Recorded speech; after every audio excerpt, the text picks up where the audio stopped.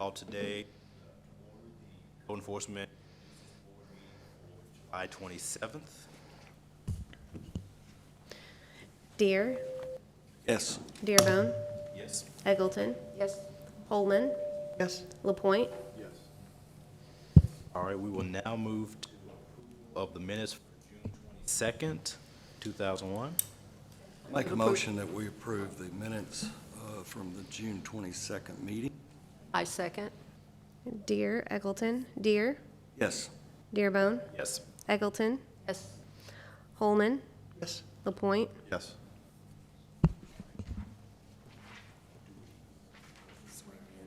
All right, this is a exciting day for us as we have two new members of the Code Enforcement and Nuisance Board, Anthony LaPointe and Jeff Hallman, and we will get them sworn in so that they can begin their work on this board, so. Everybody pull your mics in a little closer for me. Thank you.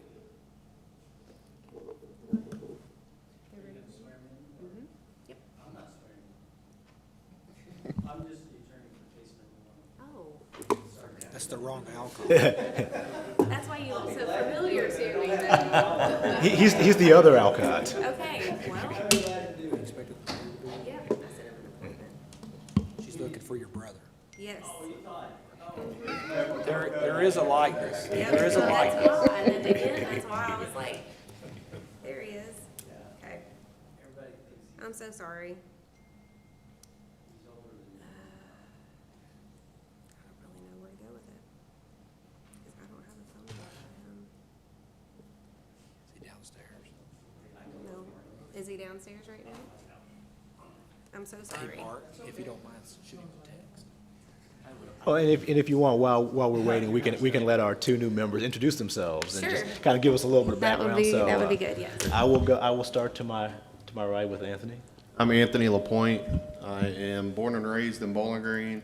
I'm a member of the Kiwanis Club, very active in the community. This past year, I was the chair for Soapbox Derby and many other events. But I love Bowling Green and love any way I can help, so I'm happy to be here. And now Jeff. I'm also a lifelong Bowling Green resident. I've been in industry my entire life. I've been in the corrugated industry for 39 years, and real happy to have seen the tremendous growth and expansion of industry in the community. Do you guys have any childhood stories you want to tell us or anything while we wait? Really? If not, we will wait just a moment for the mayor, then we'll swear you two in, and then we'll get down to business. So, yeah, and while we're waiting, we can go ahead and swear in the staff. So if all the staff will stand. Do you swear to tell the truth, the whole truth, and nothing but the truth, so help you God? Yes. All right, thank you very much. We got James. Yep. Mark can get his brother. Hetty, if you just missed the swearing in, so we'll go and swear you in. No, you were good. No, you were good. So do you swear to tell the truth, the whole truth, and nothing but the truth? All right.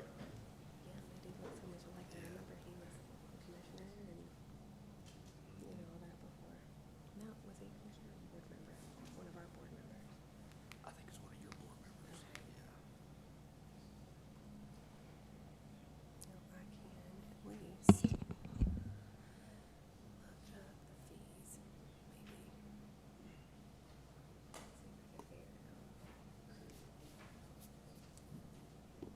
Who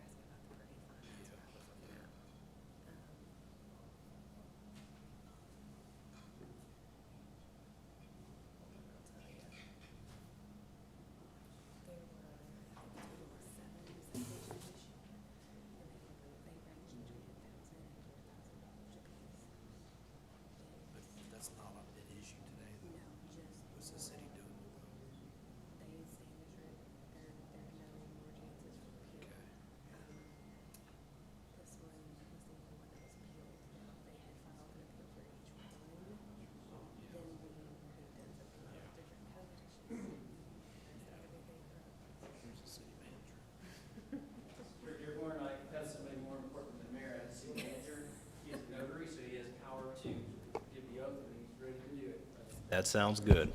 Thank you, Jeff. You were on and you are ready. Good afternoon. So who is here that needs swearing in? So Mr. Holman, Mr. LaPointe, would you raise your right hand? And as I recite this, you'll say, so help me God at the end, and you'll be sworn in. So first of all, I'm going to say I, and I'm going to point to you, you're going to state your names, and then I'll finish the oath. You ready? I Jeff Holman, Anthony LaPointe. do solemnly swear, or affirm as the case may be, that I will support the Constitution of the United States and the Constitution of this Commonwealth, and be faithful and true to the Commonwealth of Kentucky so long as I continue a citizen thereof, and that I will faithfully execute to the best of my ability the office of Code Enforcement Board Member according to law. And I do further solemnly swear or affirm that since the adoption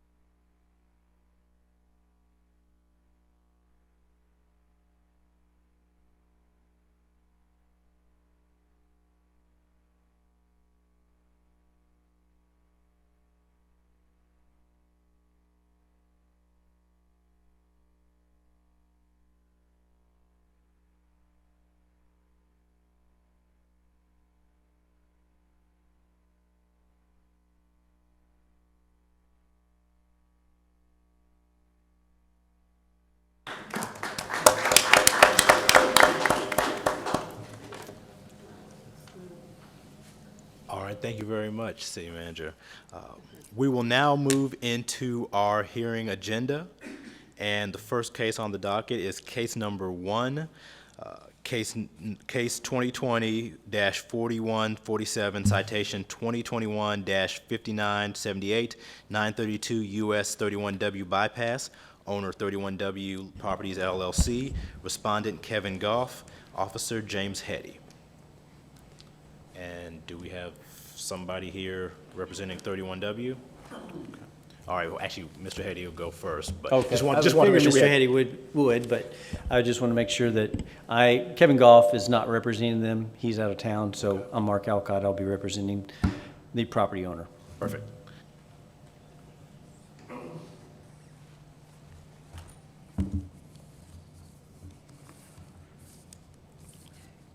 All right, good evening. Yeah, this is a 2019 complaint that I had reference to the complaint of gravel parking lot at 932 US 31W bypass. Went out and inspected the property on August the 21st, 2019, and no, 23rd, I'm sorry, 23rd, 2019. And I did find the parking lot with gravel.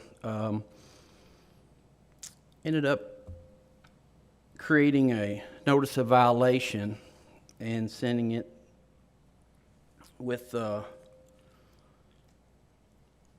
looks like the first one, I went with the registered agent, and it came back as undeliverable, so a week later I'd sent it to Mr. Casey Travelstead at 940 US 31W bypass.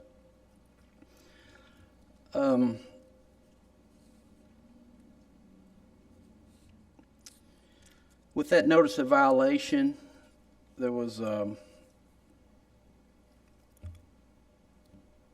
place in there reference to the zoning ordinances, but also a correction. Review of the inspections at later dates in 2019. They were still unimproved.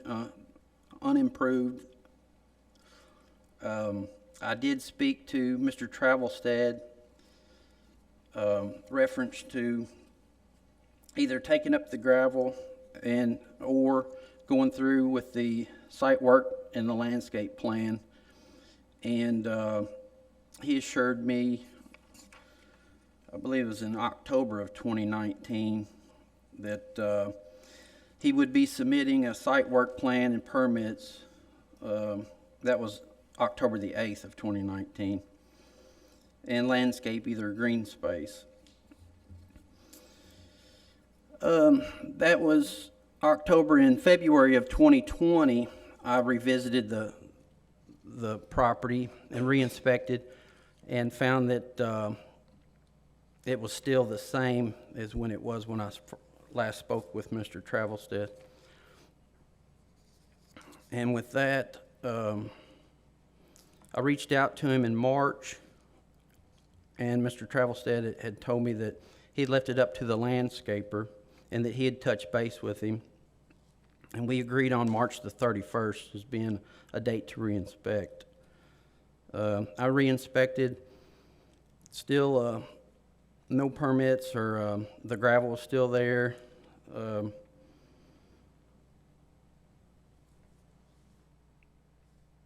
unapproved gravel parking lot.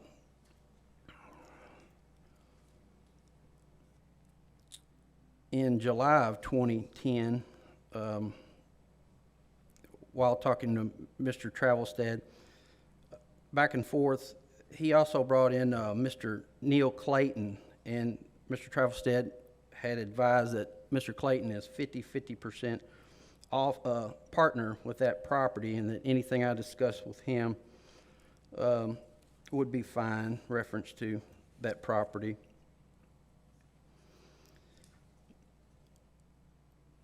In July of 2020, Mr. Clayton and Mr. Travelstead was to meet with developer Johnson Boyd, and they would let me know July the 17th they were supposed to meet with him. They'd let me know which direction they were going, reference to getting that property back into compliance. On July 17th of 2020, Mr. Neil Clayton had called and left me a message reference to they're going to take up 80% of the back of that lot, seed and sow it in grass, and then Mr. Travelstead was planning to pave the front with additional business parking.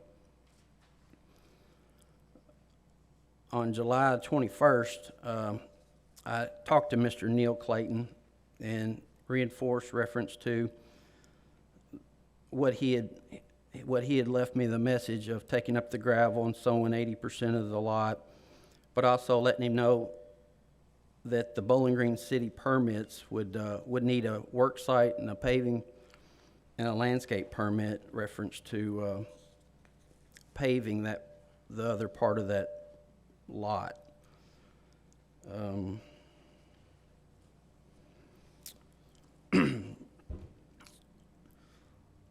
Mr. Clayton had said that they've got a bulldozer ready to take up the gravel within a few weeks, and that was in July of 2021, of July 21st of 2020. And so September the 2nd, I re-inspected and documented with photos, and it's still unpermitted gravel. There hadn't been any applications submitted, reference to the 932 US 31W bypass property. So in September the 9th of 2020, I initiated the first citation for the offense. And in October 23rd, still it was out of compliance, so I initiated the second citation for the offense. And this was in 2020.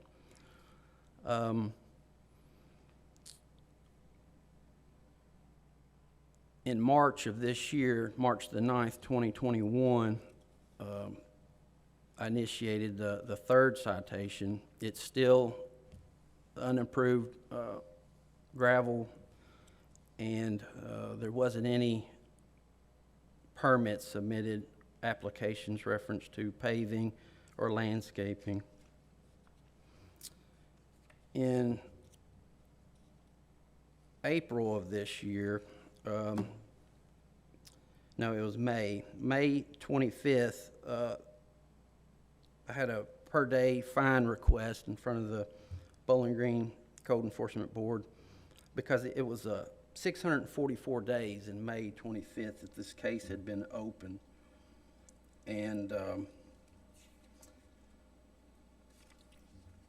as of today, July the 27th, 2021, this is the 707th day that this case has been open. And the property I went by earlier, and it still looks the same. It's unapproved, the unpermitted gravel, and there hasn't been any applications for any of the permits submitted. And as you see on that PowerPoint, that last photo there, it has the kind of the notice of violations and the citations laid out, and you'll see from 2019 down to today, 707 days.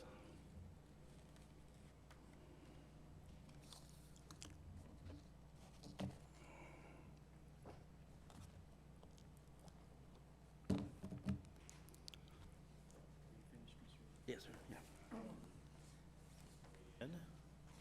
Typically, attorneys aren't sworn in unless I'm going to have any proof, if that's okay, Mr. Davenport. Okay. My name is Mark Alcott. I'm an attorney here in Bowling Green, Kentucky. I represent the property owners, 31W Properties, which is owned, as it was expressed earlier, by Casey Travelstead, who's a dentist in town. And the building you see in that picture is his dentist's office, where he's located at 940 31W Bypass, adjacent to the subject property, which is the empty lot. Neil Clayton owns the building 2 doors up, and he is the owner of Fireman Moving Company in town and had his offices there for a period of time until he had to expand, and so he's now leasing that out to someone else. And to give a general background what they were hoping to do by kicking this can down the road, and I'm coming to you with my proverbial hat in my hand today, because I can't say that we are in compliance today because it's not in compliance, but I want to give kind of the story of where we are and why we're there. And it won't be very long, but when the purchase of this property came about, there was a whole old home on the property that was not worth salvaging, and so therefore it was taken down and there was gravel put on it to keep erosion control and those things. And what happened is naturally people started parking on it, and so therefore it turned into a parking lot. It wasn't the original intention for that, because the original intention was that they were going to buy the property on the other side of Mr. Travelstead, which is a barber shop owned by Todd Kirby, who's Billy Kirby's son, and cut my hair since I was 10 until he was gone. And so their intention was to take all those buildings down into development into a retail facility of some sort. Todd Kirby's very comfortable, and he doesn't really want to sell, and we can't make anybody sell their property. And so that has not come to fruition, even though there's been many discussions with him on possibilities of that. And that's why this proverbially has been kicked down the road, because that was the intent for the property, not to use it as a parking lot. It was for development purposes. So where we are today, and what we're asking on behalf of the property owners, is that we get a minimal 90-day extension to bring the property into compliance. And the way we propose to do that is to fence off the property, everything that is in gravel, and so therefore it cannot be used as parking, because according to the regs that were in the zoning ordinance, 46.8 is for parking surfaces. And so if we don't use it for a parking surface, therefore it's not a parking surface and it's not an improvement made for parking, and so therefore we wouldn't be parking on it. It's not reasonable for us to come to you and say we're just not going to park on it anymore, because there's customers that come and go, and so the only way to keep vehicles off of it is for us to fence it in some form or fashion, and they've received some bids for doing so.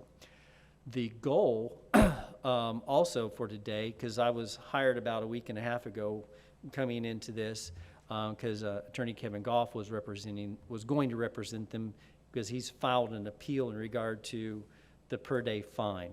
And if that per-day fine goes through, it could be up to $6,000.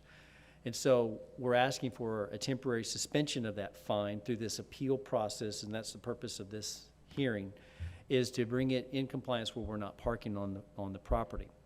The other goal that they were wanting to do is, which mentioned with Officer Hetty, was that the front area where you see the signage and to the left could be made into reasonable parking, and they were hoping that would be reasonable in what the cost would be, and perhaps under the $6,000 fine that we had, because they did get a quote for paving the entirety of the parking lot would be about $12,000 plus another $2,000 for a site improvement plan to be approved before any work could be done.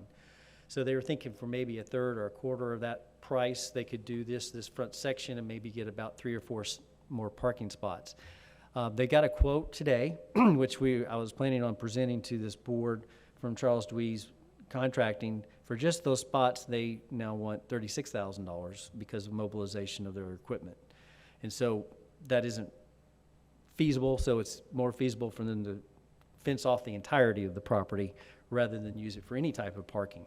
However, as a Hail Mary, we threw this afternoon through Scotty Contracting, Mr. Travelstead or Dr. Travelstead was able to talk with them, and they reaffirmed their previous quote of $12,000, and that would be a lower quote. However, a site improvement plan of $2,000, so it's probably going to be a $5,000 to $6,000 project at a minimum just to get that done, and it needs to be really done so it can improve the aesthetics of the property. So what we're trying to do, and we feel like we can do that within a 90-day period, so we're not asking for an indefinite period of time, that we get it either fenced off and or paved in the front area, but immediately stop using it for any parking as of today. And so that's our request. If you want to have any particular questions to my clients, they'll be glad to answer any questions they have. But they're appealing to you that we can basically take this fine money and turn it into something positive for the location. Are there any questions from you all? Yeah, my question, Mr. Alcott, is that, this has been going on for, 707 days, which is what, about 20 months, 20 and a half months, I think, at this point. And I think I'm going to ask, this has been before our board before, is that correct? And no one showed, is that correct? On a request for a per-day fine, a representative does not have to be present because staff is bringing it for authorization to issue the citation. So no one would have been present for the property at that point. But to my knowledge, nothing else has been appealed either to date. I think that's my only issue is that, we have these come in front of this board, and the time frame is my biggest hang-up. Why is it taking so long to get this thing?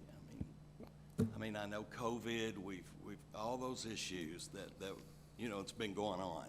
We need supply chain, whatever you want to call it, all these things that we hear about today, but it's still 707 days. And my thing is why, I'm not so sure 90 more days is going to get this done unless if you've got a contract, if you've got a signed contract and it says it's going to be done, then that's positive. We And do we're have here a to signed help. contract, and I can show you the proposal for fencing by August 1st. And we have that in hand. And I'm not asking forgiveness. I'm asking for a final Hail Mary extension. And I'm not using this as an example that you should look at, but from a community member of this community that owns real estate, they were looking at it, well, this is a gravel parking lot. There's other people that we could point that have the very same thing that aren't before code enforcement. And I explained to them on their very first phone call, code enforcement is by complaint. It is not by driving by and looking at properties and finding properties out of compliance. And then their response to me, well, what about, the wrap? It's got,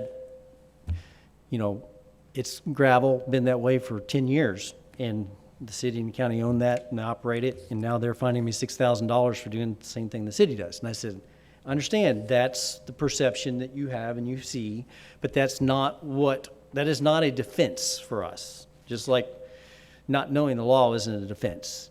And so that's not what we're trying to bring up to you. I'm just saying that's what was going through their mind before I get hired a week and a half ago, and I say, come to Jesus meeting, this is what we need to do, and this is what we need to do. And they have agreed to be in compliance. And I said, I don't go in front of any code enforcement board, any commission, and represent for a client anything that I do not feel that they will reasonably do or have expectations to do. And if you are not going to do that, I'm not going to represent you. And they both looked at me and said, yes, we will do whatever you recommend. And so these are the recommendations. I'm not asking for an indefinite period of time. I'm asking for a very defined period of time. We can have it fenced by the 1st, where no cars can go on it, and we can make that representation today under oath if you want it under oath from the property owners. But it's a very good question, Commissioner Deere. So, initially, you held off because you were, or they were trying to buy the adjoining property. That was the purpose of kicking the can down the road. They realized that's not going to be an option now, and we discussed that at length. So they either have to come in compliance or not use it for parking. Okay, yeah, because my question was, at what point did they know that this was no longer an option for them? Was it something that it just kind of crystallized recently, or was it something that was a little while back that they figured that out? It's a good question, Commissioner Dearborn, and I don't have the exact time frame other than that was a lot of discussion, and I actually said, you know, I've known Todd Kirby since high school days. I could probably talk to him, however, I know who he is. He doesn't have any initiative to do so, and so I don't have the exact time frame, but that was the understanding that they were going to be able to develop it and hopefully include him in the development and not just buy him out. That was where they were moving towards, and he didn't have any interest, but I don't have an exact time frame for that.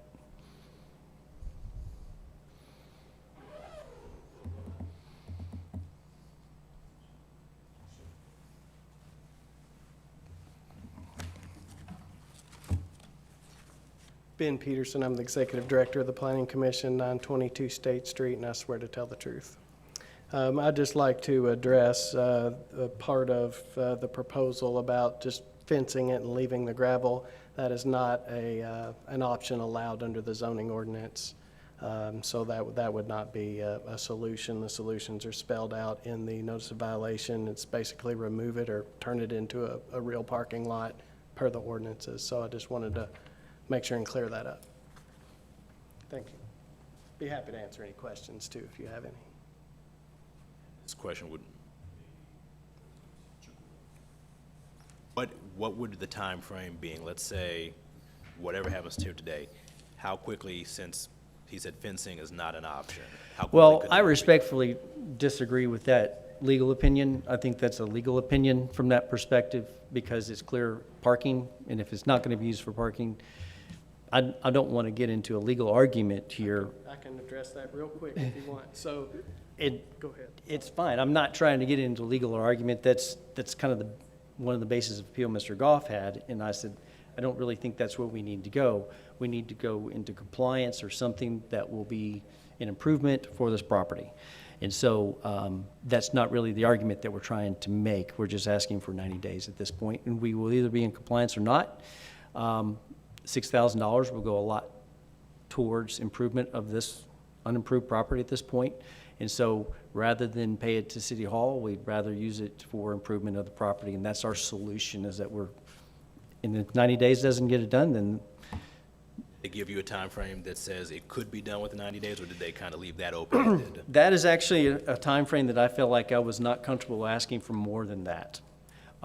We can fence it off by the 1st, we know that.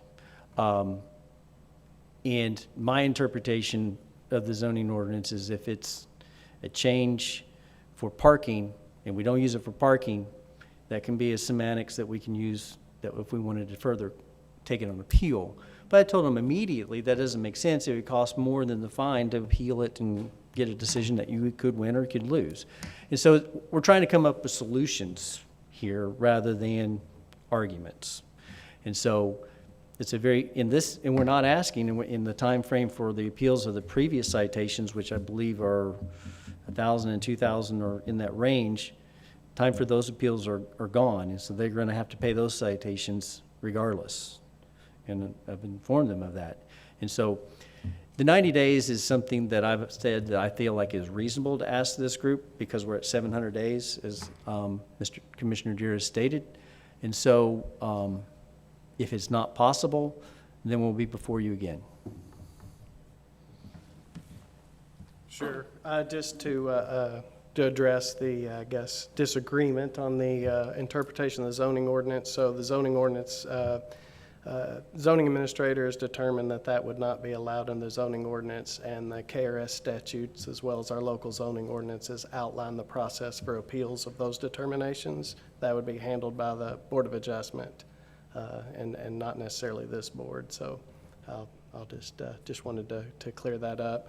And we, Planning Commission, all we want is compliance, just like everybody else. If 90 days will resolve the issue, either by removal of the gravel, which would be cheaper, I think, than a fence or anything else, or develop it into a parking lot, we're perfectly fine with that. So we would be happy with whatever you all decide in that regard.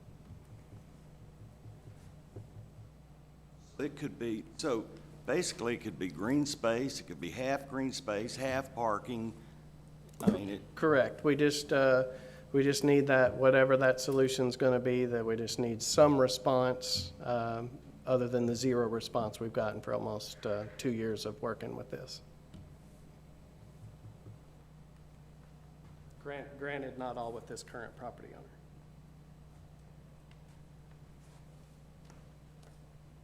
Questions? well, I don't know that I've got a question, but I just have concern about the fact that, you know, the citations haven't been addressed. And I mean, we've been doing this on and on and on, and it not being addressed the way that, and we're here to help. I want to state that claim. We're here to help. We're not here to hurt. But, you know, since these citations have not been addressed, I'm not fully confident that they'll be addressed at this point in 60 days without contracts and timelines and things like that. So I'm going to make a motion that we oppose the per day fine in the amount of $100 per day. And hopefully we can wrapped up very.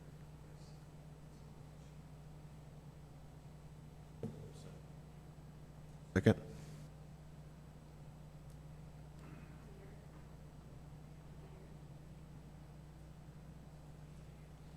No, the microphone. Deere, LaPointe. Deere. Yes. Dearbone. Yes. Eggleton. Holman. Yes. LaPointe. Yes. Paul? Thank you for your time. All right, we'll now move to case number 2. Case 2020-2720, citation 2020-6535.9, 4662 Russellville Road, Lot 2-2, owner Vita Nova LLC, Nerman Omanovich, and Officer Courtney Howell. Hi there, good afternoon. Good afternoon, and we have somebody here to represent. I want to make sure we have, okay, just want to make sure we have somebody there. All right. Right ahead. Okay. The Vita Nova construction project was approved in September of 2019. The plans included a stormwater basin and water quality unit. Next slide. This is a picture I took during an erosion prevention and sediment control inspection on May 29th. During that inspection, I discovered that the basin and water quality unit were absent. Next slide. The property was found in violation of Code of Ordinance 21-3.01. All infrastructure construction activities shall adhere to the approved permit and/or plans. Should there be any modifications to the approved plans, all changes shall be approved by the Public Works Director or designee. Any construction that does not meet these requirements shall be subject to stop work orders or other enforcement actions and immediate remediation. Next slide, please. This is an aerial of Vita de Nova from March 2021. No basin. Next slide. This is the original permitted plan, just overlaid on that aerial. Faintly, you can see a yellow circle around the basin that is not there. Next slide. This is a copy of the inspection maintenance agreement of private stormwater management water quality units. The IMA agreement was signed by the owner, the city manager, and the city attorney. This document is filed along with the property deed, and it's an agreement that the water quality unit is to be inspected and maintained in perpetuity by the property owner. This is to ensure that that water quality unit remains in working order. Next slide. I began my enforcement case by mailing a courtesy memo on June 2nd. I explained the basin wasn't an option but a requirement, and failure to progress towards compliance by June 16th, 2020 would result in a notice of violation. June 26th, I issued a notice of violation, contacted the property owner, Nerman Omanovich, by phone, email, and mail. I explained that he needed to secure a contractor to complete the work and let me know that contractor so that I could verify them by the compliance deadline of July 9th, or I would have to issue a $1,000 citation. I had texted Nerman on the 9th, and there was no progression towards compliance. 7/14, I issued the first citation. I spoke with him over the phone, the property owner, sent the citation. I included the IMA agreement that they had signed, and issued, new compliance deadline of July 28th. August 14th, I did issue a compliance deadline extension of, I changed that to 8/31 of 2020 just because an NOV was returned via USPS, and even though I had sent it via email and discussed it with Nerman, I was concerned that the citation may also be returned, so therefore I just gave that courtesy couple weeks. Next slide. September 21st, I issued my second citation. I hand-delivered that, stated that failure to become compliant by the deadline would result in the issuance of a $2,000 fine. Compliance deadline October 1st.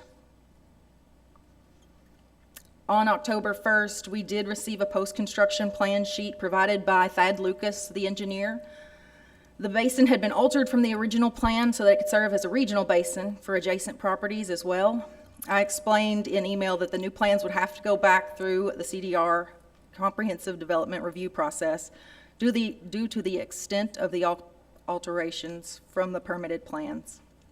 The CDR process would require updated reports and calculations from the engineer, and it needed to be initiated by the compliance deadline for them to be considered compliant. Compliance deadline would be 10/9. So this, again, the original permitted basin. And this is the proposed basin from October 1st as a regional basin. You can just kind of see the changes there that were proposed. On 10/20, third citation was issued in the amount of $4,000. I emailed a memo and a citation in the amount of $4,000, included a broken down list of items that had to be submitted for review for compliance. Updated post-construction plan, updated grading and drainage plan, updated drainage report, updated stormwater pollution prevention plan, or SWIP, updated notice of intent, which is issued by the state of Kentucky. Compliance deadline, November 4th.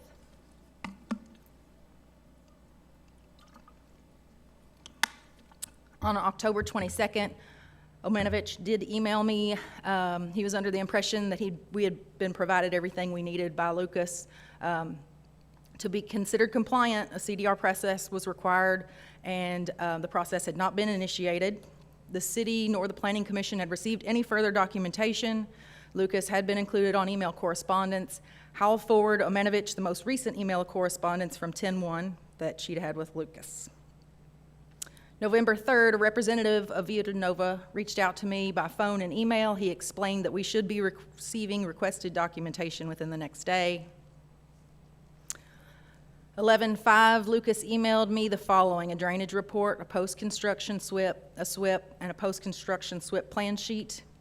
I forwarded those documents on 11/11 to Nick Lawhon and Chad Doty, Public Works permit reviewers. The permit reviewers provided their comments on December 3rd. Those were forwarded to Lucas and Vita Nova representative. I've got both Chad and Nick's comments on these slides. Those are in your report. Compliance deadline was issued. Those comments needed to be addressed or documents provided or updated for review by our reviewers by 12/18. I resent the comments on January 4th that had been provided December 3rd to Amanovich. I forwarded those. He was going to forward those to Lucas. On the 4th of February, a month later, I resent the comments from 12/3 to all parties and included the documents that the city had received thus far from the the engineer, since there had not been a response since checking for an update on January 4th. February 11th, the engineer reached out to arrange an on-site meeting with Howell, Lawhon, Doty, the contractor, and Omanovich. The on-site meeting was held on February 22nd. We discussed what we needed from Lucas to get this project permitted and underway. The 23rd of February, Chad sent out a follow-up email post-meeting. The fines of the property needed to be addressed. Revised construction plans needed to be submitted by March 9th. A new site work application would need to be submitted with the updated plans once they were approved. Eric Drune would need to be included. He's with the Planning Commission in the review of the revised plans. The compliance deadline, again, March 9th. March 12th, I received no communication or documents. Fourth citation was issued in the amount of $4,000, now a $10,000 total in fines. I emailed the citation and included Lucas to inform them of that fourth citation. The compliance deadline was 3/26. The fifth citation was issued on 4/5 for $4,000 after I had received no communications or documents by compliance deadline. The compliance deadline the next compliance deadline would be 4/19. Lucas replied to that email with the following attachments: existing conditions plan sheet, site layout plan sheet, site grading plan sheet, post-construction SWIP plan sheet. 4/22, the permit reviewer comments. This is both Chad and Nick Lawhon's comments together. Those are in your report. There were items on that list that were included in the reviewer requests, the city requests that were sent on December 3rd that were yet not addressed. New compliance deadline, 5/7. 5/10, I reached out to see if any documents had been received to the Planning Commission by Lucas for the CDR process. No further documentation had been submitted. 5/17, Lucas asked about our reviewer comment status, and I resent him an original email that I had sent 4/22. 5/18, I issued the sixth citation, $4,000. No further documentation had been received.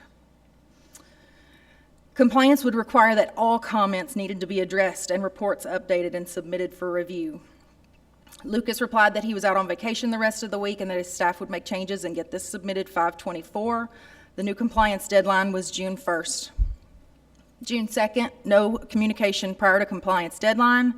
Seventh citation, $4,000. Total fines issued at that point were $22,000. Compliance deadline, June 16th of 21. The engineer, Lucas, had asked Eric Drune to open the folder so that he could submit the documents for review on 6/15, and Lucas deposited those files in the project folder on 6/16. 6/23, our reviewers received a link to that folder, and their comments were due by 7/7. On 6/30, the notification of resumption of final orders was issued. I called Nurman Omanovich and explained that the hold on final order issuance was being lifted. They were being sent out in bulk. I let him know that he needed to read those very carefully, paying close attention to the deadline for filing an appeal form, to file an appeal form for each of the citations, and then I emailed him extra copies of all 7 citations and appeal forms.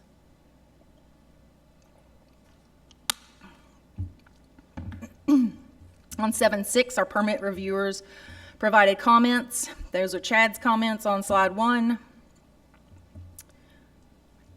And they will be in your report also. There are Nick's comments. Some of these are items that were already requested or should have been included in the requested updated reports. Compliance deadline is now August 3rd of 2021. On 7/12, Omenovich texted me to check in. He replied that the reviewer, I replied that the reviewers did not get all of the documentation that they had requested. A new compliance deadline would be issued. I was out of town at a training at the time. Failure to comply would result in the 8th citation. On 7/20, I emailed Omenovich and Lucas the new compliance deadline stating that all comments needed to be addressed and reports updated and submitted for review to be considered compliant. Compliance deadline 8/3. The most recent submittal was 7/21. In blue are city reviewer comments, and Thad's, that's just a snip of the email that we received, Thad's comments are in red, and there were also some attachments of updated reports. 7/27, which is today, our permit reviewers returned comments. Eric Druin with the Planning and Zoning will need to provide his approval before construction could start, so the permit is not yet approved. However,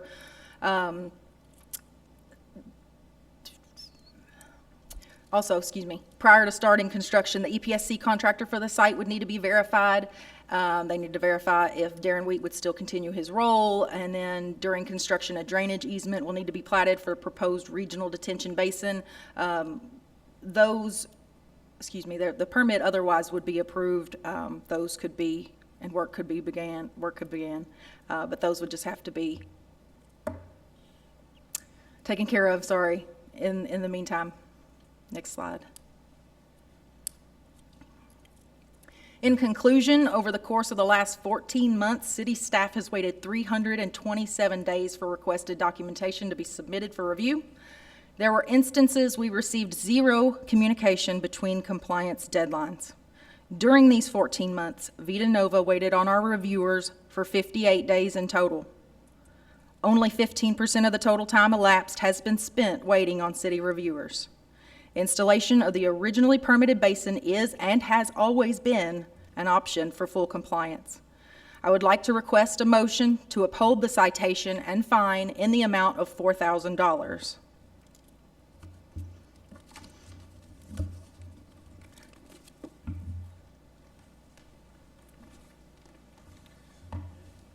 Thank you, Chairman Dearbone. It's good to see you. It's good to see other members of the board this evening.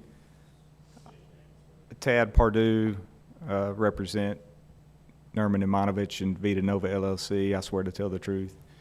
Again, I am Tad Pardue. I practice law across the street at Bellow Ayers and Moore. Again, it's good to see you all this evening. What I would like to do this evening, or what I'm attempting to accomplish this evening, is to more or less provide you with an explanation of 2 things. The first is how we got from June of 2020 to July of 2021 with no basin. Secondly, I'm hoping and feel pretty confident I can explain to you the plan moving forward, and that is to bring this issue into compliance, hopefully within the next 30 days. And I think you're going to benefit, as much as I like to hear myself talk, you're going to benefit probably more from hearing from Mr. Imanovich and his engineer, Mr. Lucas. As you heard from Ms. Powell's presentation, there was quite a bit of dialogue going back and forth between Public Works and Ms. Howell and Mr. Lucas over the last 12 to 13 months. And I want to do that by calling Mr. Lucas and Mr. Imanovich to give a little bit of testimony, sworn testimony to the board this evening. Before I do that, though, I do have just a few questions I'd like to ask Ms. Howell, if I could burden her to get back up to the podium. Yes, sir. My first question is whether, over the course of the last 13 months when you've been handling this case, if the majority of your communications have either been with Mr. Omanovich or with Mr. Lucas, the engineer? They have mostly been with Nerman, but I've included Thad on any emails for the most part since we received the first post-construction. Would it be accurate to say that most of your communications have been with Nerman, most of the engineer, Mr. Lucas's communications have been with Public Works? And I'm sorry, ask me that again so I can get that. Yeah, would it be accurate to say that most of your communications about this matter have been with Nerman, while most of Mr. Lucas's communications have been with Mr. Doty and No, I've facilitated most of the back and forth as far as passing on the comments and to and from. Are you aware that over the last 13 months there has been continuing communication between Mr. Lucas and Mr. Doty and the folks at Public Works about the stormwater plans? When he provided those and they provided comments, yes. Okay. That communication has been occurring.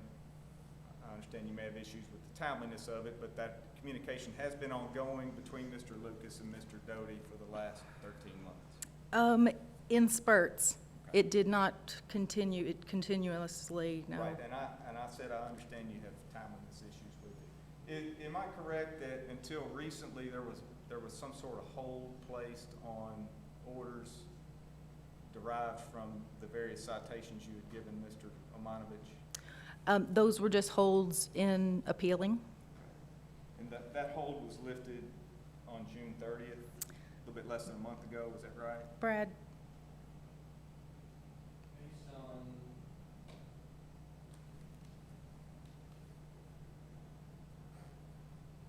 not really loud, based on guidance from KLC, Kentucky Cities, and the Office of the Attorney General in the state of Kentucky, the city's attorney made a review of that documentation, and we did resume the final order process, both notification of persons who had been cited, which had been postponed for almost a year, from July of last year through July of this year.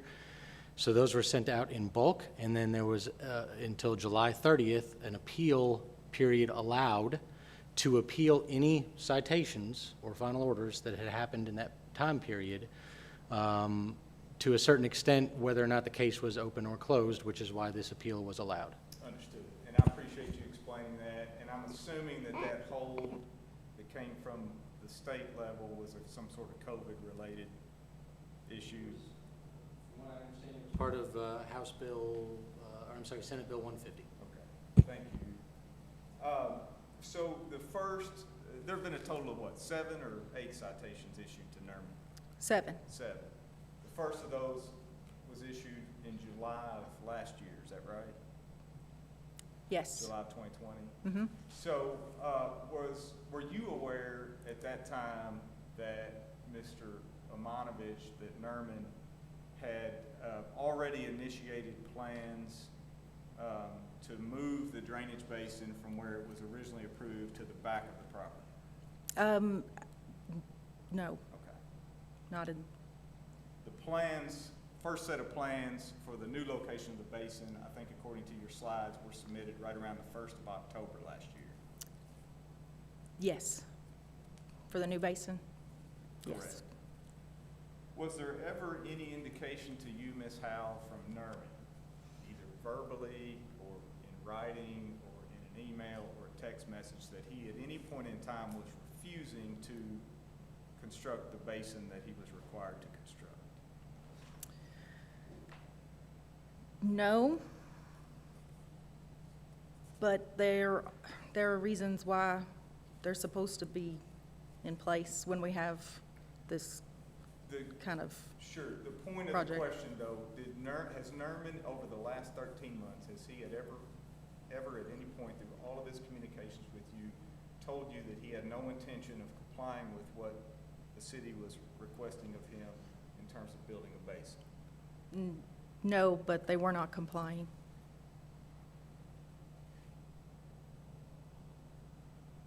Based on your communication, and you've communicated with Nerman by text message, Some?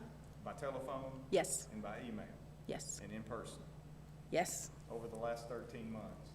And based on all of your communications with Nerman during that time period over the last year, do you think that he seemed to you like someone who did not understand exactly what was going on with this process?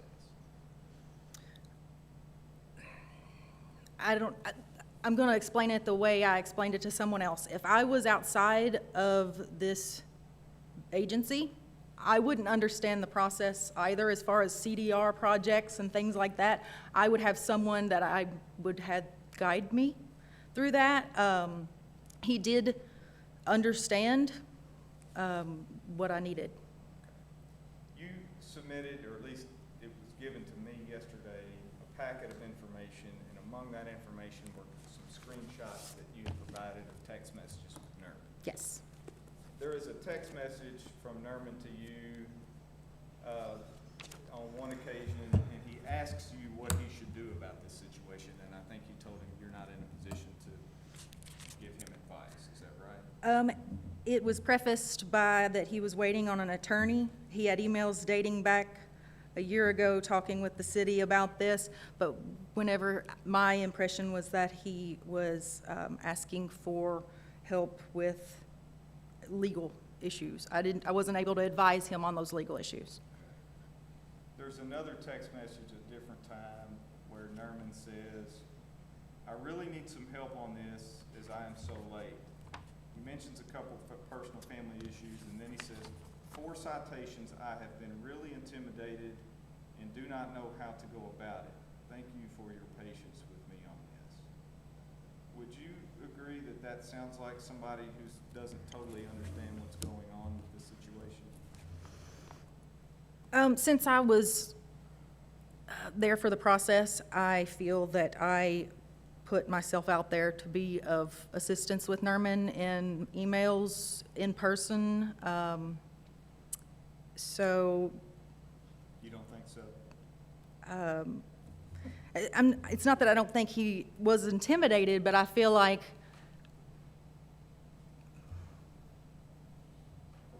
okay. I just feel like if he needed guidance, then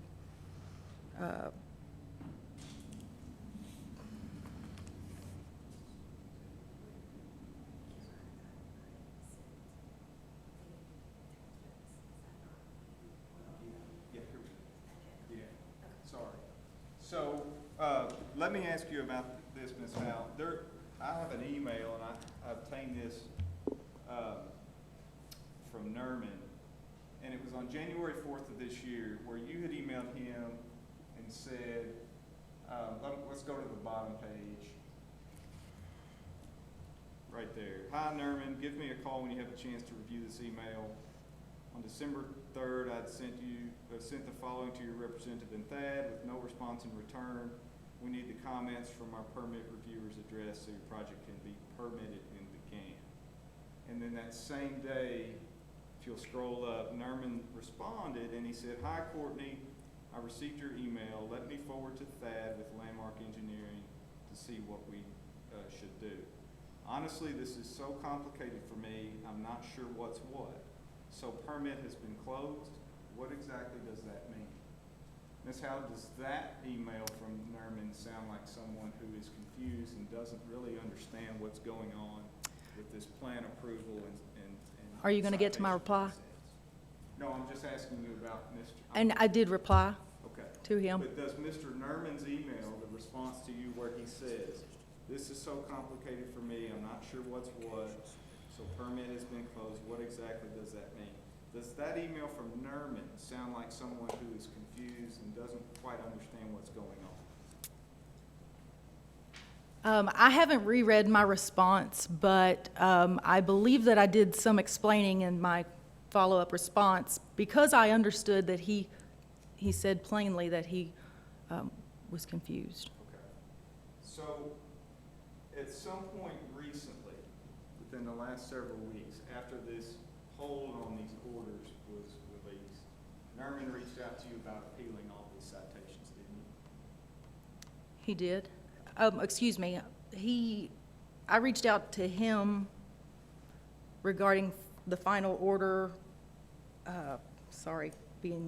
resumption being lifted. And I did that as a courtesy. I called him, I said, Nerman, I just got notification, the final orders have been lifted. You have to file these appeals. Would you like me to provide you with a copy of the citations and appeal forms? Did he express his desire or intent to want to appeal the citation? He did. He has every time I've begged him to appeal.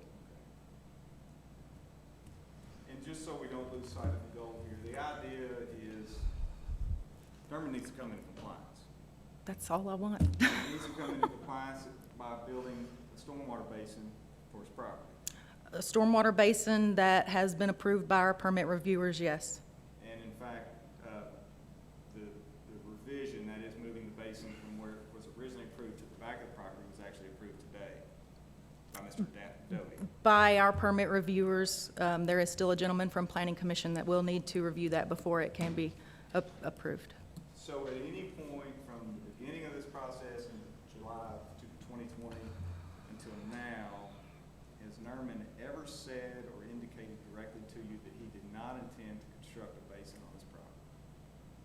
Has he ever said that? He did not. Thank you, ma'am. That's all I have. That's all I have. Okay. You can have a seat. All right, I have a few questions of Mr. Lucas, the engineer. I think it's important for you all as members of the board to hear from Mr. Lucas as he was so directly involved. And they're going to swear you in. I swear to tell the truth. Nothing but the truth. So help me God. Mr. Lucas, I'll try to be quick. Can you tell us your name, please, Yeah, Thad Lucas. and your profession? I'm a civil engineer and land surveyor.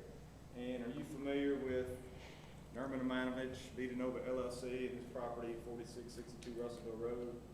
Yes, And in fact, were you hired and acting as Nerman's project engineer on this matter? yes, You still involved in that role? yes I am. Between you and Nerman, let me ask you this. Who do you believe is most familiar with the details and development of the stormwater management system on this property? By far me. Is there anybody from Nerman's side of this coin that is any more knowledgeable about this basin than you are? No. So just to give the board a little bit of background, it was mentioned earlier that the original construction plans, I think, were maybe approved sometime in, I think it was 2019, maybe? Yeah. Is that your understanding? Yes. Mm-hmm. And then construction began, and Mr. Nerman was given a certificate, or Mr. Amanovich was given a certificate of occupancy at some point. Is that right? That's correct. Do you Yes. remember about when that was? I was thinking it was April, May. He got his occupancy permit. When he got it, April, May of what year? 2020. Last year. Yeah. When Nerman got his certificate of occupancy to occupy the premises, was the stormwater basin finished? No. Had it been started? No. At that time, where was the stormwater basin to be located? As it's shown on that plan, right at the edge of his proposed parking area. Around the time that Nerman received his certificate of occupancy and started occupying the property, did something change from his standpoint in terms of where he wanted the basin constructed? Yes, we got contacted because he had purchased the property around him. Initially, that basin was put on somebody else's property with an easement. He acquired the property around him, and so he wanted to move the basin to the back for any potential future extension of his property. So he no longer needed the easement from another property owner because he owned the actual property that the original basin was supposed to be placed upon. That's correct. And then that necessitated him wanting to move the basin to the back of that property. That's correct. And this was around, when did you say, around May of last year? May, June is when we talked to him, talked to his contractor. Okay. And at that time, there had been plans approved for the original basin, is that right? That's correct, yes. And from from that point forward, once the decision was made by Nerman to change the location of the basin, did you prepare a set, I'll call them the new plans, a different set of plans with the basin in another location? Yes, so what we did is we prepared, just basically took the same calcs that we did for the original plan and said, hey, we're putting a berm in the back, going to treat the same water, let it go, pop the stormwater, the water quality unit in the back. Basically, it's going to be the same volume, same flow, same everything, only for his current lot, and moved it to the back. Regional basin. That's a later, that's something that we disagreed on early on, and some of the delay and some of this is just disagreements we had with discussion points. When you say disagreement and discussions that were ongoing, disagreements and discussions, who's we? We being Landmark Engineering, they being Public Works. So the decisions made on issuance of a C of O to move the basin to the back, you then prepare those plans and submit them to Public Works. Is that how? Is that what Yes, we thought it would be just a real quick, hey, we want to move this over, get it approved. The contractor was going to be able to come back, build the berm, put the water quality unit in, and we felt like it's kind of real quick, get it done and get out. So did it happen that way? No. And from that point forward, when Mr. Lucas, when you submitted the revised plans with the new basin location, until this morning, had those been approved? They have not. Okay. Were there things that were being requested of you and of Nerman with regard to the new plans that had not been requested as part of the original basin plans? Yes, You know, one of the things I think was an oil water separator. that's correct. Can you talk about what that is briefly? Sure. Oil water separator is basically when you have an oil spill on your property, water travels off, goes into a system where you separate the oil and the water. So then the water that comes out doesn't have the oil contaminants in it. That was not required when we did the original plan, and it became a requirement on the second set. How expensive a piece of equipment is that? I mean, when you're doing your building initially, you know, it's not a real expensive piece of equipment, but because he had already had his building constructed, and this was kind of an afterthought, we missed it the first time. We really need to get this done. That became our point of discrepancy of how can we get water now potentially spilled into this water quality unit to be treated. Was kind of the added piece to this. When you told Nerman that it was being requested that with the new location he install an oil water separator, what did he say? Or did he agree to do it? He's like, okay, we'll get it done. Let me ask you this, Mr. Lucas. At any point during this plan approval process, when you were submitting plans and you were getting comments and requests back and forth, is there ever anything that the City Public Works Department requested of Nerman that when you went to him, he said, no, I just can't do that thing? No, he just kept asking me, what do I need to do? What do I need to do what? To get this thing in compliance and move on.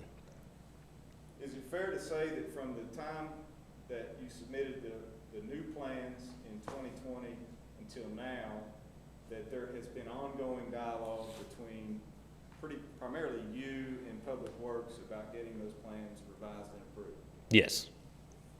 And the oil water separator, I brought that up as an example. Is that an issue along with others that caused the process, the plan approval process, to take longer than you all and Nerman originally anticipated? Yes. There was a lot of discussion between Chad and myself going back and forth on how to calculate the volume of oil, what do we got to treat it, what's the standard we're following. And so and just to be the honest truth is the city's busy, we're busy, and if you look at it just from the scope of this is my only project, you can respond a whole lot quicker. But the fact that we're all so busy with a lot of work going on, there's a long time to respond back and forth. We'd like to think we could do it just within minutes, but you know, we've got a lot of work going on in both areas. So I would ask Chad a question, then he would have to research my, you know, and then get back with me. So we had some back and forth there for several months. And that process took months, didn't it? It took months, yeah. And meanwhile, what is Nerman telling you in terms of needing to get this basin constructed? He just kept saying, hey, when are you going to get the plans done? I need to get this done. Did he have a contractor ready? Yes, Has he had a contractor ready from day one? yes. If the plans were approved, the new plans, the first time you submitted them, would Nerman have been ready, willing, and able to go ahead and complete the basin? Yes, it was already on Infinity Pipeline's schedule to get it finished back in August, September of last year. There was talk about an on-site visit happening back in February of this year. Do you recall that? Yes. Do you remember why that meeting was requested? Darren and I had talked, and Darren Wheat with Infinity Pipe. Darren is the contractor. He's the to build contractor. basin, right? That's correct, yeah. And he did the construction on the site originally. He's just, again, on us to try to get this thing resolved, how we can get this thing solved. And he said, let's just get a site meeting put together. So then I reached out to get an on-site meeting to try to get, hey, what do we need to do to get this done? Let's figure out how to get it done. And you were present at the site meeting? I was there, yes. Darren, the contractor, was present? He was present. Who else was present, if you remember? I believe, of course, Nerman was there, Chad was there, Courtney was there, and I believe Nick was there. I think that's all. This on-site meeting happened in February of this year. What was the result of that meeting? We were given a list of, hey, get this to us, and we can get this thing moving and approved and get this thing closed. The things that you were told you needed to get in at that February on-site meeting, did you supply that information to Public Works and revise the plans? In our opinion, yes. So when you say your opinion, do you mean there was even more back and forth and more dialogue after you submitted those revisions?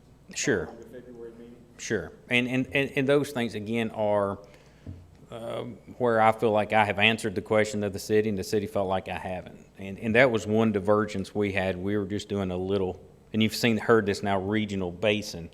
They viewed it as a regional basin. We viewed it as just an extension of his original plan. So again, we were going back and forth with that.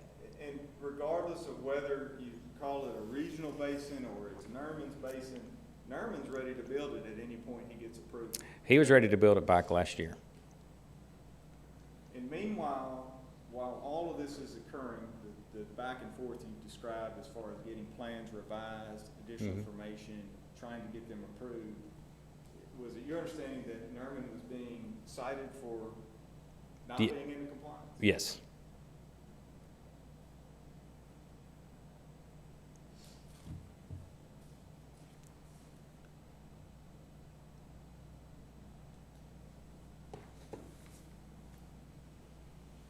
As of today, can you give a little bit of explanation to the board members about where the process stands as far as getting these plans approved so that Nerman can proceed with having his contractor build the basin?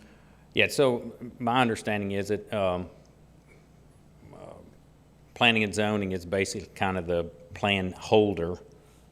Eric Druin, his name got mentioned up, he's kind of just the facilitator of moving paper back and forth, making sure communication's happening between the different parties. I know he's on vacation this week, but he sent me an email right before this meeting saying that everything looks to be ready to go and move forward. You know, I've got Nick and Chad's response that they've approved it, and I think we're ready to go. The contractor, he's on vacation also this week, and I think we've reached out to him, and he's ready to get this on his schedule to get moving. I believe we have to apply for a new maybe site work permit that the contractor will take care of. The things that you're speaking of, these final steps in order to be able to get the contractor out there to build the basin, just based on your experience, how much time would you anticipate those needing to occur for those things to happen so that a contractor can get out there and start working? Yeah, well, with people being on vacation, I would assume sometime next week, everybody get the paperwork turned in to get permits applied for. So, assuming those permits are granted, now that Mr. Doty has given his approval on the plans, you've worked closely with Nerman on this, exceedingly close with him on this for the last 13 months. You have any reason to believe Nerman will not begin immediately with construction of this basin so he can come into compliance? Now, he'll push the contractor to get started as soon as possible. Thank you, Mr. Lucas.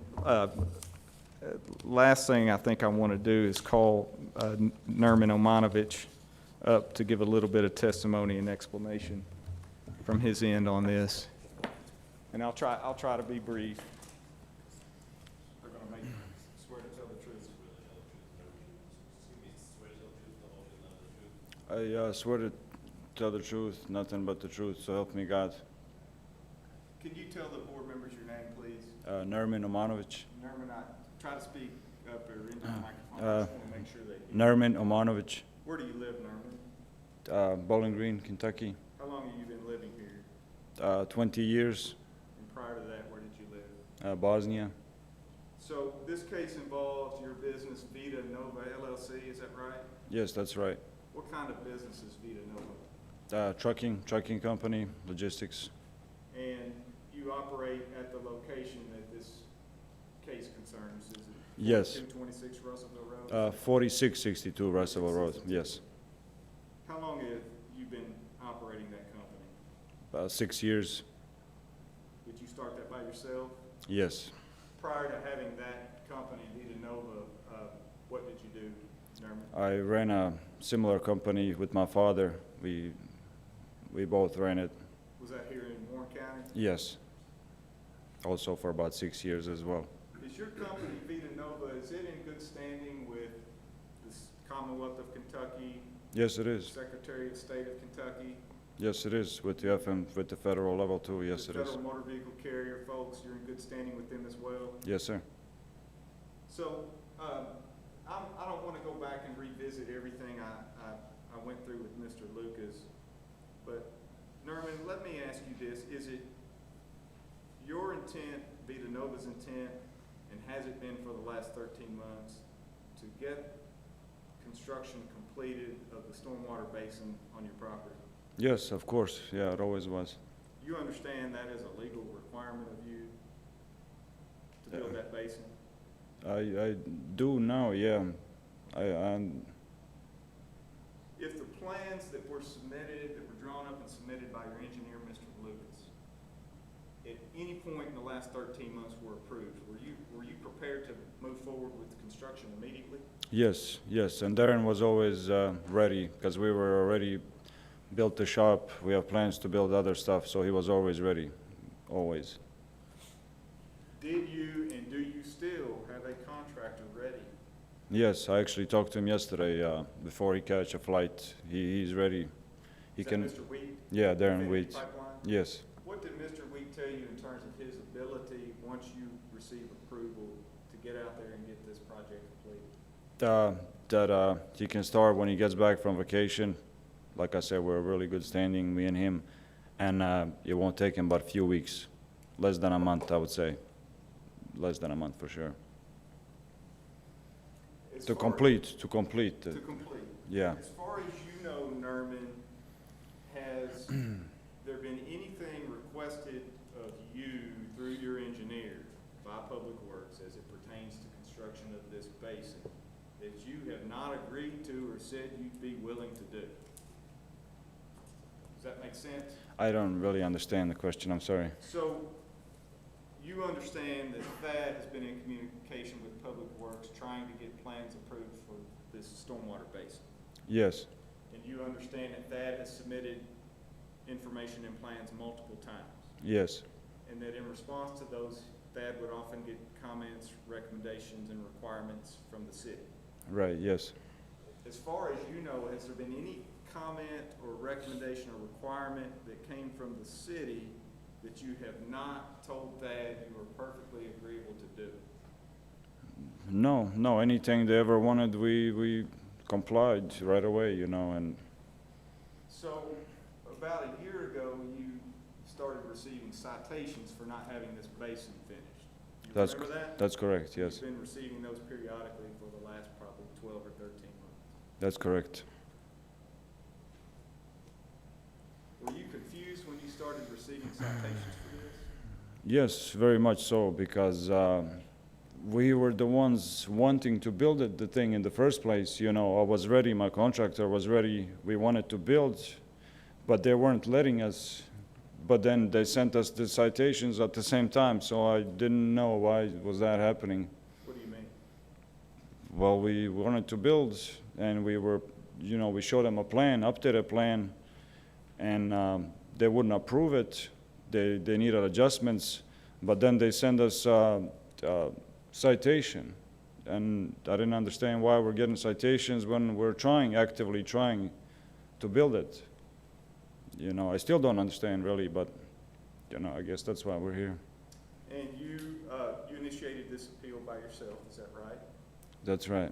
And it's, your intention was to appeal not just the most recent citation, but all of the others? Yeah, that you yeah, I was initiated in, that have been on hold? yeah, that's correct. I was told that, you know, we can talk about or handle all of them at the same time at this final appeal, if you will. And as you understand it, sitting here today, you've been told that you're facing fines somewhere in excess of $24,000, is that right? That's right, yeah, that's what they are. And your position now, 6 months ago, 12 months ago, was I'm ready to build the basin as soon as I get my plans approved. Yes, definitely. We were ready. I was ready, and Darren was ready. I was able and ready anytime.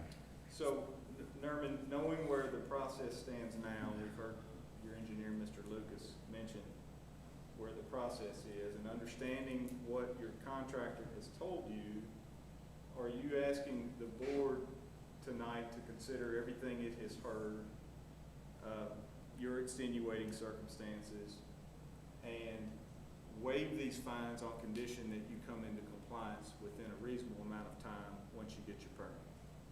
Right. Yes, I mean, whenever they do issue permit, you know, I can pretty much guarantee within a month it will be complete. You know, I've talked to Darren yesterday. You know, he says few weeks.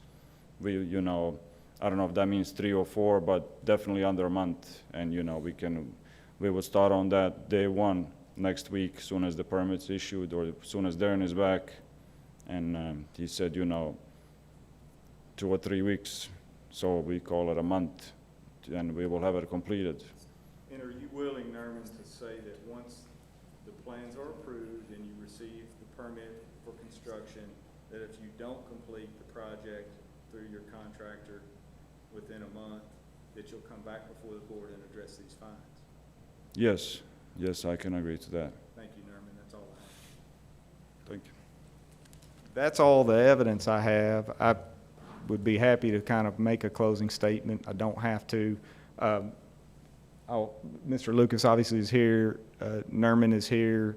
If the board members have any questions, more than happy to have them address those, or I can address those as well at this time. But I appreciate very much on Nerman's behalf the patience that you have allowed us in letting us sort of get these facts into the record. So with that, I won't say anything else unless the board. I've got a question. Yes, sir. I'd just like to know, what's the time frame once you get approval from the city, county, or from the city to build this stormwater basin? 1 month. 1 month, okay. You probably said that, I missed it. And do you have confirmation from your contractor that, to meet that timeline? Yeah, we were. I've got a couple, if it's, Absolutely, yes, sir. for Mr. Omanovic, when these, so you were aware that fines were piling up, right? Yes, sir. Did you ever sit down with Mr. Lucas and say, look, I need you to redouble your efforts? This is not good for my business. Did you express to him the urgency at which you wanted to get this thing done? Sometimes, yes, I would, you know, share or show him the citation that I've received, you know, and he would, you know, he would turn around and do what he needed to do, you know, what's it called, edit or change the plans and reapply again. But as we've seen, you know, I guess it just takes a long time for any back and forth. But yes, I have shown him or the citations because I didn't know what to do. Were your thoughts that he was going to take care of it lock, stock, and barrel Yes, as an engineer, for our property, I thought that's what was happening, as far as, getting the permit or getting that side of it done. That's what I thought that, Did you ever express to him any dissatisfaction with the length of time that was taken? I've asked him and urged him to, probably because I was, after the, few citations, I was starting to get worried, and I didn't know, what could it mean, but of course I was, urging him, to please do anything about it. But as far as, dissatisfaction, I don't think so, because I'm not aware of the time, how long do these things take, and I was included in most of the back and forth, and he would, anytime they wanted something, we would respond with the changes, and then, we would wait for however long, and then same thing again. Thank you. And I've got a couple for Mr. Lucas, if it's okay.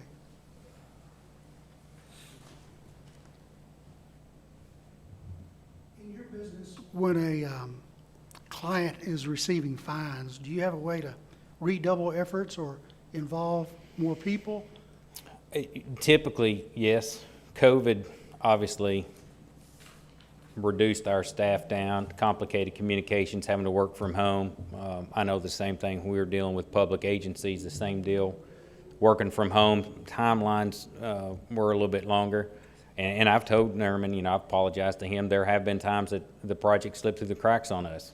If like I said earlier, if this is our only project, we respond immediately. But, you have 200 or 300 projects a year you do, and you got clients all over. You're trying to respond as quickly as possible. And just like with the city, they take 2 to 4 weeks to get back to you. They have review times. Obviously, they've got hundreds of projects they're reviewing. We would like for it to go a whole lot quicker, but sometimes they just don't. And sometimes you have those projects that you just can't seem to ever get done. This was one of those on our books. And I've apologized to Nerman before on this. There is blame on our law firm, or our engineering firm, to have gotten some things done quicker for him. But, I don't really have an excuse other than it just took time. Last one. During this time, were any of the neighboring properties impacted by any kind of runoff water storms? As in water standing on those properties? Yes. I've never received any kind of complaint or issue from anybody. Obviously, there's runoff off this site, but I've not really seen personally any water standing or any flooding on a neighboring property. With not having a little separator, oil could have went elsewhere, right? Sure, and that was a mistake on the city's part. They missed that on the first review, and so when we came back for the second review, they threw the oil water separator on us saying, hey, we missed that the first time. There should have been one, and we didn't. I had an argument with them that I didn't agree that the oil water separator should have been required, and obviously they are the ruling authority, and they came back and said, no, you have to have one. And then we went into a long discussion of how we were going to treat this water that could contain this oil, how much oil there was. There's no really a standard that the city provided me. As an engineer, we like to calculate everything. X plus Y equals Z. And if you tell me just to separate oil and water, but you don't give me any way to quantify that, it was pretty much the comment to us was just go out there and see how much oil Nerman has out and get us some treatment for that. So we're just trying to, the city was trying to work with us like, hey, just get us some treatment and let's go from there. We obviously submitted plans we felt like met that with a water quality unit that had oil water separation. The city came back and said, hey, list out exactly how many gallons that will hold. That wasn't a request the first time, it was the second time. So there's just little things as you go through, and we were revising the plans. We had a pipe size that said 3 inches and it should have said 2, or vice versa. Just little, when you go into revising plans, sometimes you just make mistakes and you're trying to get things done. And that's really kind of where this one fell into. It was never the city was requiring a whole lot more than should have been required. There was, as always with engineers and review agencies, there's always disagreements, how we interpret regulations and they enforce regulations. You know, our job is to protect the public, but then also fight for our client and get the best product for the best price. So in some of these discussions, you know, if you look at the timeline, one of the biggest gaps was Christmas, Thanksgiving.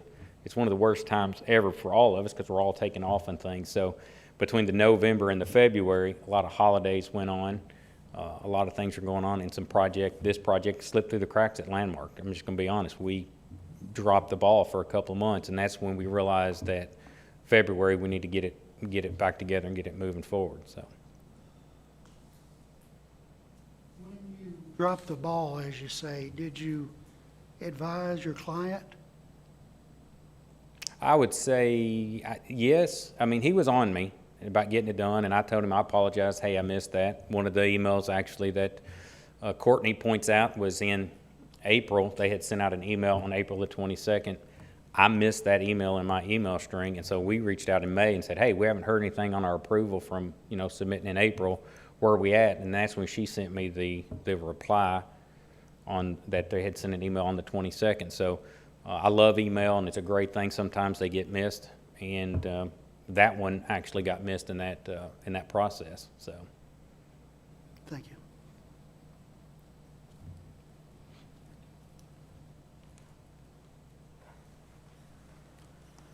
Good evening. I'm Matt Powell. I'm the Environmental Compliance Division Manager. I'm Courtney's supervisor. I was previously sworn in. There were a couple of points that as we were moving through this information that I wanted to make sure were reiterated toward the end. Firstly, the original basin is and has always been fully approved. The city made no request for them to alter their plans whatsoever when we entered into the process in October of a new and different basin. I agree with Mr. Lucas that defining that the distinctions between those two things is a bit esoteric and gets into the engineering, but the two things are different, and we do need to see those changes. One other point that I wanted to raise, and maybe a bit defensive on my part, but Mr. Lucas pointed out that he had conversations that were also going on with Public Works, and indicated in a way that Ms. Howell is not Public Works. She is. She works in tight conjunction with both of our permit reviewers. They are in constant communication. So all of her citations that were issued after receiving zero response for months at a time and missed deadlines were issued after she'd checked with those permit reviewers. So I'd like to point out that, and Mr. Lucas, you can correct me if I've missed something, but we were making you aware of all of those citations as well as we move forward. Some of them I got, yes. And then I had phone conversations with Chad on his cell phone. Okay, and then I was going to say we've given you all everything that we could come together with for how we've documented our progress. But at no point am I aware of you raising any objection that a citation was issued when you had, in fact, made progress toward compliance. Can you repeat that? Did you at any point make any objections that we had issued citations when you were making progress toward compliance? That's not my job. The citations were not. Okay, That's a fair enough. legal thing. I'm just trying to get the construction plans approved. Fair enough. Just from what I was picking up from the communication standpoint, it sounded as if we were saying that the city was continuing to issue citations regardless of the fact that you were in active communication with us. I'd like to point out from our perspective, we don't have any record of any communication with us for those instances, which is why the second citation was issued. And if you have any questions for me, happy to answer. Can you think of a similar project? Totally unrelated. What a typical timeframe would be for a project with a scope similar to this? Anywhere from 7 to 8 days. Yes, sir. We maintain two time frames of all of the permits that we've reviewed over the course of the year, which is well over 1,000. Anything that's residential, we're 99.7% on time, which means for a 5-day timeline, which means we get comments back to those folks within 5 days of receipt of any new information. For anything that's commercial, industrial, subdivision, or otherwise, we maintain a 10-day time frame. We're about 95% on time, that we're talking back to those folks within 10 days. Most projects, excuse me, I've had a very long day and I'm parched. I'm just realizing. I didn't think to bring any water like Courtney did.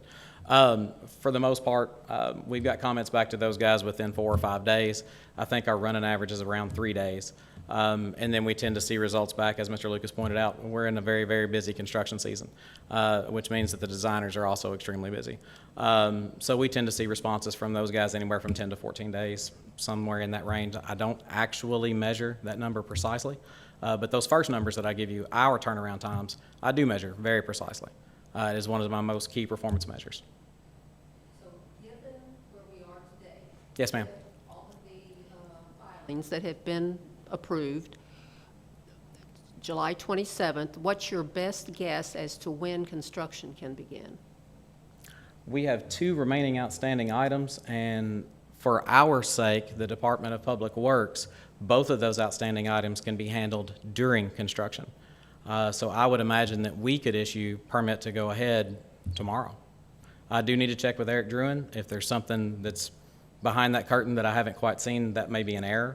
But to my understanding of where things are right now, we can issue a permit tomorrow. But this has been an extraordinarily beyond the pale process from our perspective for a design to come to fruition with all the elements that are required.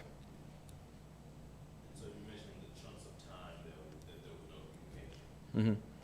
During those chunks of time, was there ever a thought that he just wasn't going to comply, or that they may have been having those conversations and talking, trying to get their ducks in a row based off of what you guys were, the conversations and the communication? Just internally? Yeah. So, understand too that by the time we'd gotten to December, we were 6 months in. We have a tremendous amount of workload. Mr. Lucas alluded to that as well. There's only so much time that we can devote. We felt like we had Ms. Howell's time dedicated to this far and away above and beyond what it should have been. Texts, emails, that she was reaching out in every way that she possibly could to make sure that everyone was alerted, that everyone understood, generated more paperwork for this permit than any permit that I can think of, to try to make sure that everybody was aware. But we reached a point after the first of the year where it was very much, gentlemen, this is where we stand. This is the point at which we must hear from you again. Or due to the limited tools in our toolbox, it's either you guys need to build this or we're going to have to build it ourselves at some point. Gentlemen, this is where we stand. This is exactly what we expect from you. This is exactly the day that we expect from you. And then each time we reached out and said, gentlemen, the day is fast approaching. We do not have these things. The day would come and go, and we would issue a new citation, and the process would begin again.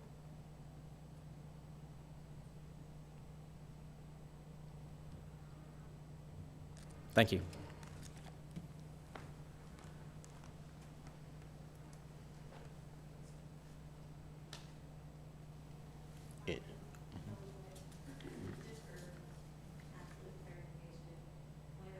Received this appeal, I did reach out to Nerman to verify that he was only appealing the one citation. So he said he understood that. I just wanted to clarify that for you all, since you'll be making a motion on this citation. It is just the one citation. Correct. And I would like to address that if I could, because I think what you heard from Nerman is that he didn't understand that he was just appealing one citation. In fact, what he testified about was that he understood and expressed his intent to appeal all of these, because, come on up. You're still under oath. Okay.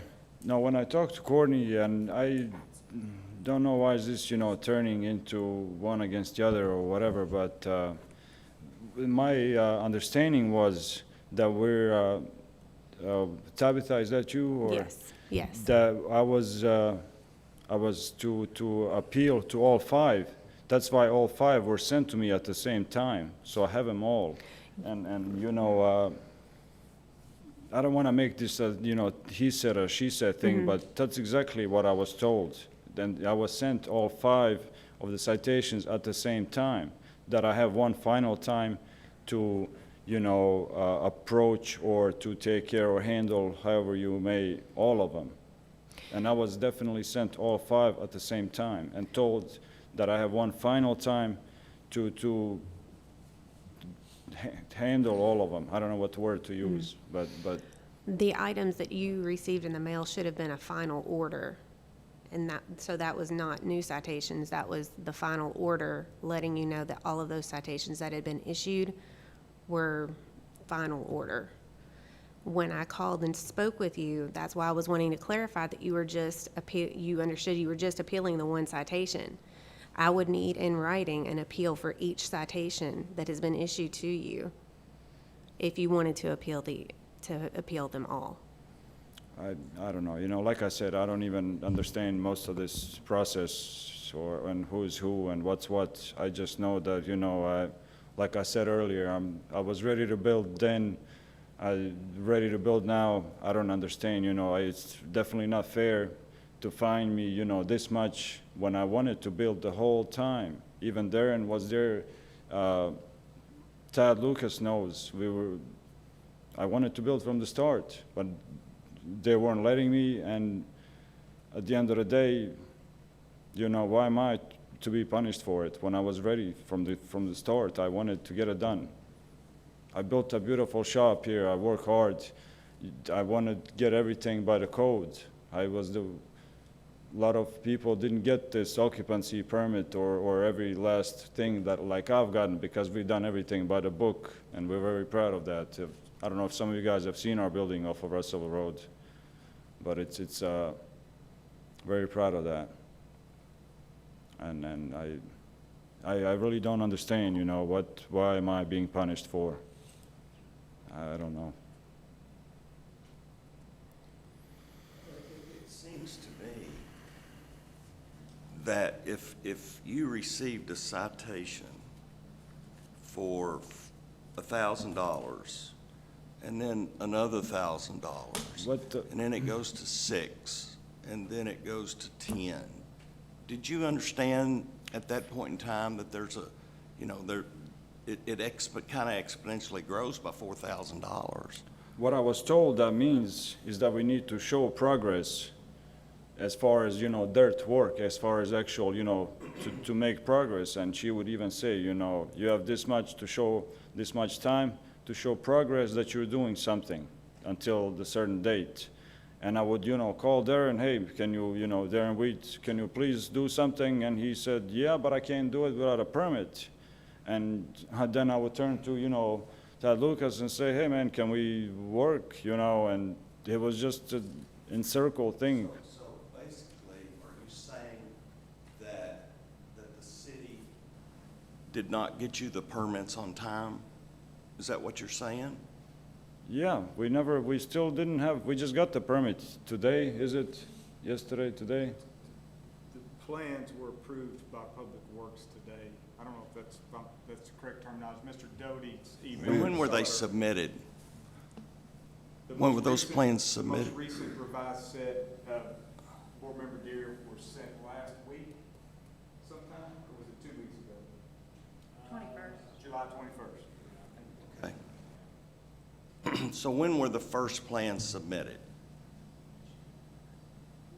Are you asking me? 9 months ago?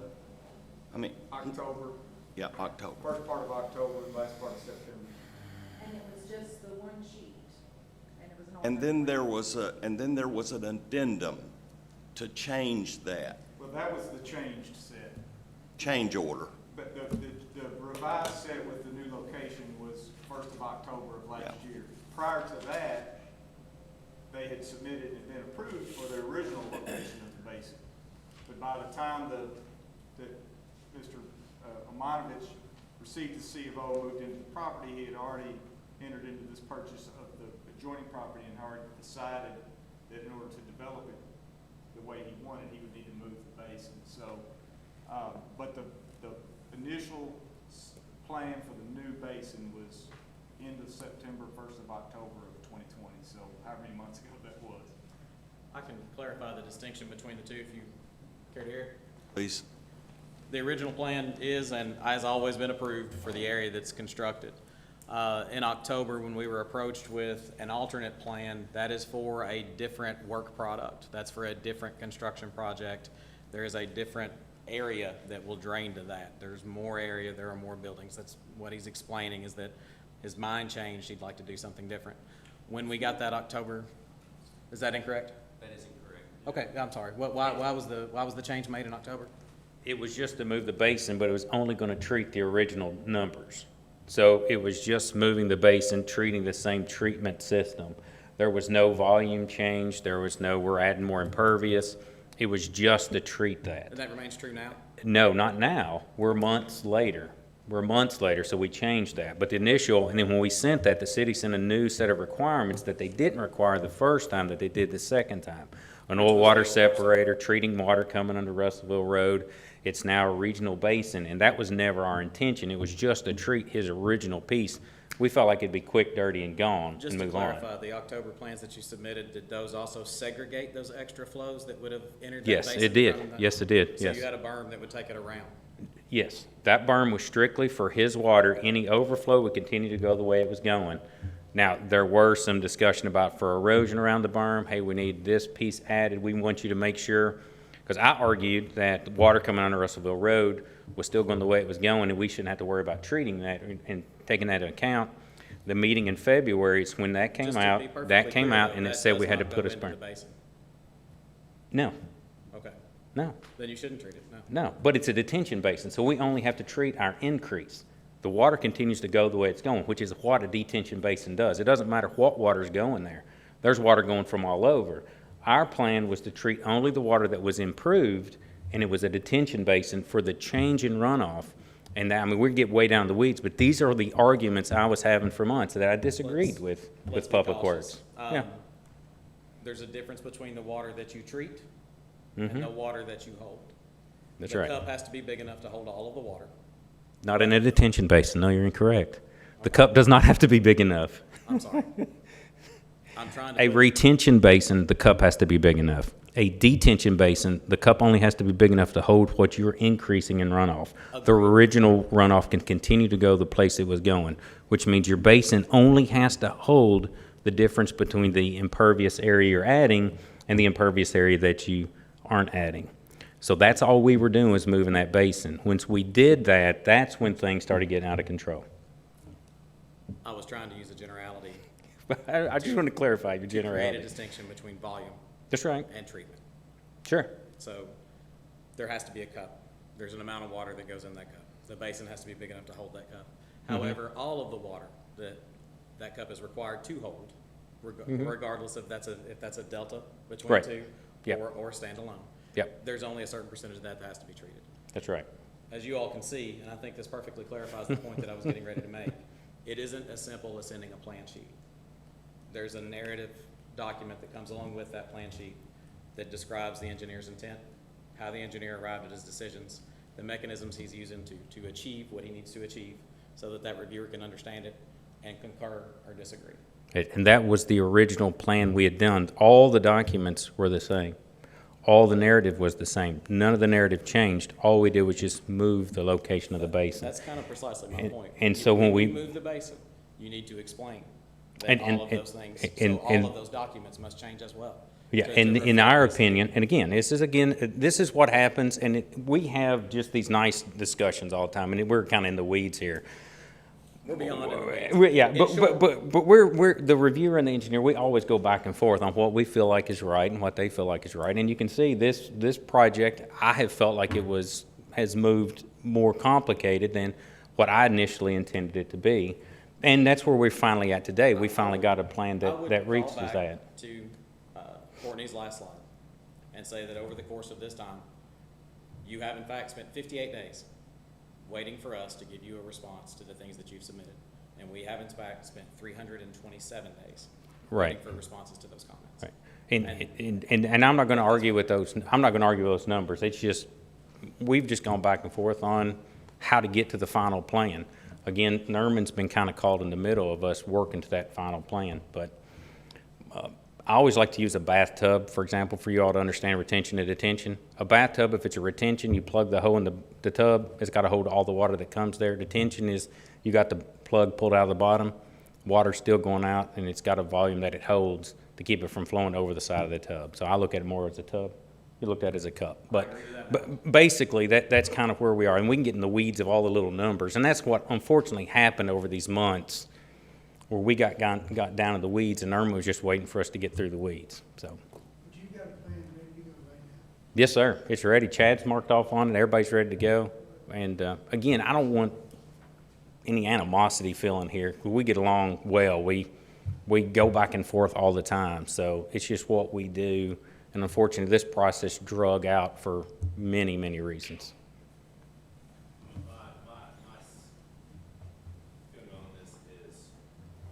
The weeds, however's been put together, that in the end, he's the one who suffers because of the back and forth, because of your perception versus their perception. All of this has ended up. It genuinely seems like he wants to do the right thing. He wants to do the right thing. That this should have been by standards should have been done a long time ago. We shouldn't even be in this room talking about it. It should have been done. But because there was your feelings about how something should work versus the way they see it, all of this drug on. And then by the dropping of the ball of emails that you didn't see or months that didn't get made up for, he's the one left holding the bag. He's the one who would have to pay the fines. That, to me, that's what is as simple as. You can get more technical if you want, but in the end, Right. he's the one that ends up having to deal with the fallout from whatever this is. So, I mean, Sure. to me, I feel that's a ball dropped on the court of you, and that's my personal opinion. I can't argue with it. Chairman Dearbone, I think you articulated that well.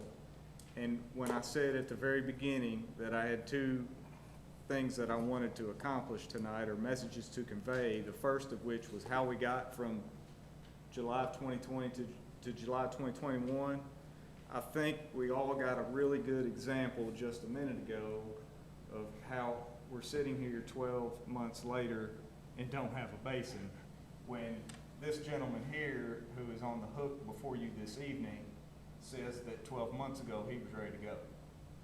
So I know that you all as a board, in previous cases, you have considered special circumstances. I know you have the authority to waive monetary penalties. And on behalf of Mr. Omanovich this evening, I'm asking that you all take into consideration everything that you have heard this evening, including his testimony, and put him on a deadline to comply. You've heard where things stand now. And waive the fines from the various citations on condition that he comply within a certain amount of time that you believe is reasonable. And that if he doesn't, you heard him say to each one of you all that he would stand back up here before you and address these fines. So I want to say thank you again on Nerman's behalf for your time and consideration. We've put a lot of time into this hearing, and you've asked some really good questions. And I think Chairman Dearbone articulated it better than I have so far when he just sort of explained how he perceived the situation. So that's all I have. I'll sit back down unless anybody has any more questions.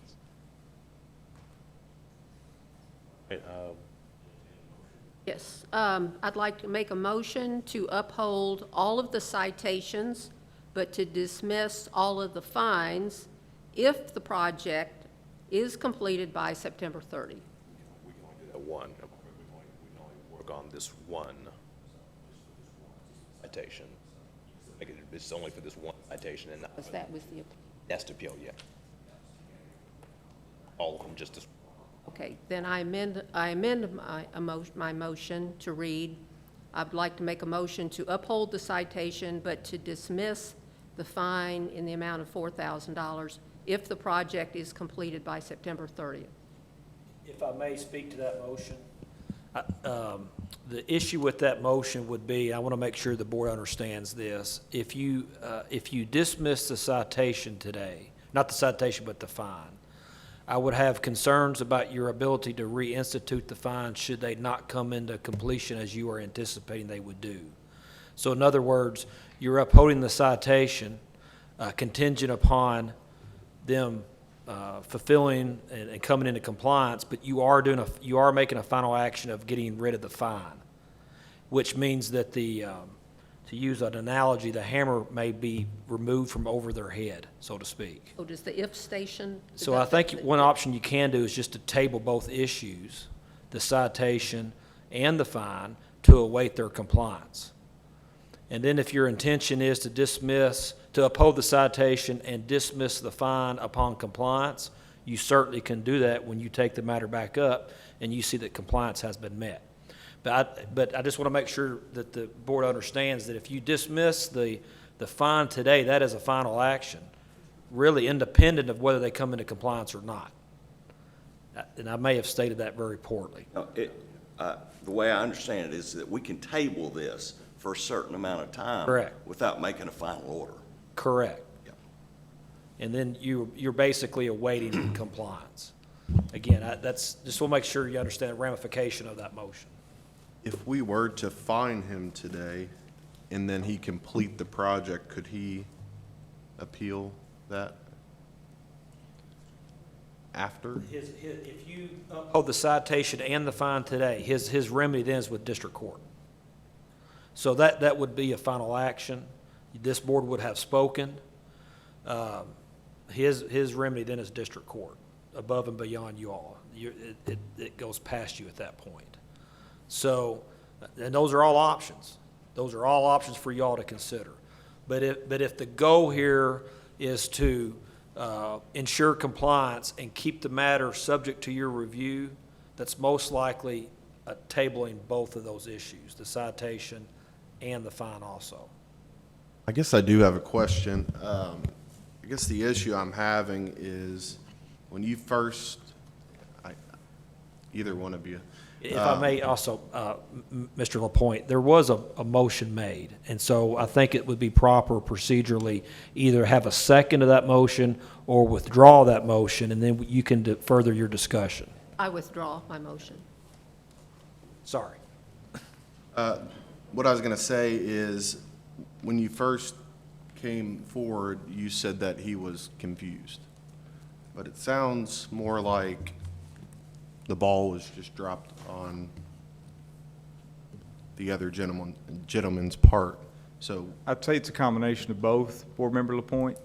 I think if it wasn't evident through Nerman's testimony, I can get him back up here, but he was confused. You heard his exchange with Tabitha. He understood that when he submitted his appeal, he was appealing all of these because they sent him all 5. So I'm appealing to you all as a board. You heard the proof, you heard his testimony, you heard that it was his intent to appeal all of these. And I'm asking you all, consistent with Board Member Eggleton's motion, to address all of these fines. Because by only addressing one, you're in essence upholding an order for $22,000 of more fines that he understood before you tonight that he was appealing. I would make the counter that, again, not on his part, but his engineer was not helping him get to the point of either compliance or getting this figured out. So again, he ends up holding the bag, but by what's come to us, we can only take care of the one appeal.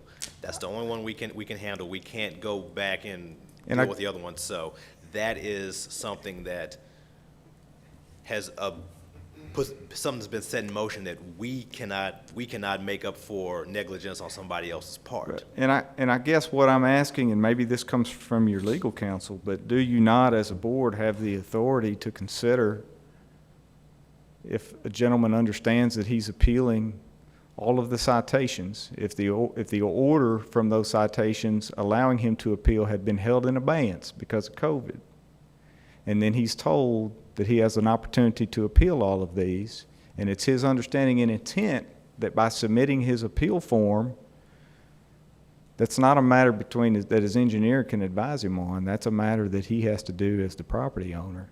that if it's not his understanding and intent that he's appealing all 5 of those, or all 6, or all 7, however many there were, that you all don't have the authority to take his testimony. You are the finders of fact here.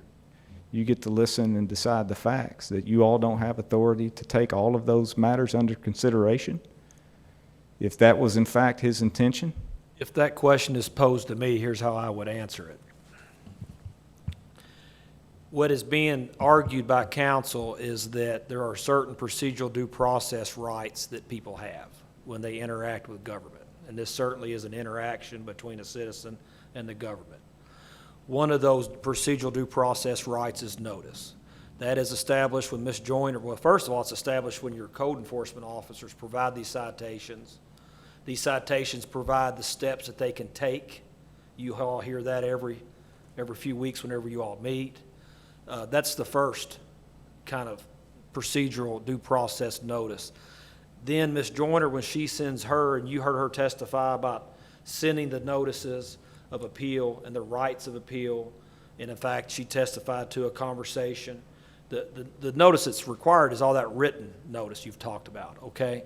So what Mr. Perdue is suggesting is that that you grant this applicant, this appellee, some leeway in that maybe his formal written notice of appeal, when he responded to that written notice, didn't address all these citations, but he has testified here today that he intended to. Practically speaking, if you decide that you think that was his intent, and you decide whether it's today or whether it's a month from now, if you were to table this, you've got all these options in play. Because what he's discussing now is something different than what I was advising you about just a few minutes ago. What I was advising you about a few minutes ago was that if you uphold a citation but deny a fine, that action's final, whether regarding 1 citation or 10, okay? This issue now is, are you willing to recognize his appeal as of being of all the citations? It seems, and again, that's an issue for y'all to decide. Practically speaking, if you said, yes, we're going to allow this to be an appeal of all the citations, would anyone take grief with that? I don't know who would be aggrieved to challenge your decision, right? Most of the time this board is challenged, it will be on behalf of an appellee who doesn't like what you've done. Who would challenge this board if you were to waive all these other fines? I don't know who would have the standing to even do that, okay? As your counsel, though, what I would suggest to you is the concern there from my viewpoint is one of arbitrariness. If one party that before you today did not file the necessary appeal for all the citations, and you all take it, you basically find an exception with that, what of the folks that come here next month? And that's an issue, that's a concern, I don't have an answer for that, okay? But that, as your counsel, that's just what you need to be considering. The facts may warrant that you grant the relief he's asking, you may find they are not. It seems to me there's no accusation on the appellee's part here that he did fill out all the appeals. Apparently they're more or less acknowledging they only appealed the 1 citation, but the sentiment is that he thought he was appealing more than that. You're going to have to weigh with what Ms. Joyner said about the conversation she had. And I would add to that, and I think the extenuating circumstance here that you're not going to have in future instances is you've heard of a situation here where you had citations accruing, but the order had been withheld from the state level because of COVID, suspending Mr. Omanovich's certain rights as it relates to an appeal. So you have an extenuating circumstance with regard to the order being suspended that you aren't going to have in any other situation, which I think is certainly reasonable when you're looking at the actions that you're taking this evening. Not arbitrary, but certainly reasonable to construe it that way, given the fact that, for the last year until June the 30th, I don't think he could have appealed, given the mandate that was handed down from the state. Now that he can, he has. Was he in any contract with the guy that he hired to do the work? With the contractor or the engineer? Both. Do you have a written contract with Darren at this point? He's supposed to email something tomorrow, he's on a flight. Yeah. But he said he will have something, Yeah. that pretty much says what I said earlier when I was standing here. He- told me that he'll have it done. He's the I same. meant the engineer, I'm sorry. Oh. With the engineer. Let me, and just to clarify the 2 points that you've asked me for advice on. The issue about tabling, that applies whether you're addressing one citation or whether you may at some point address all 6 or 7. You don't necessarily have to make that decision tonight. If you table this matter, you will have likewise tabled that decision, if that makes sense. Does there have to be a, can the appeal be rewritten at this point in time? Pretty good law exam question. If you gave me 3 hours and a horn book, I think maybe Brad has a comment to that, maybe something in his history.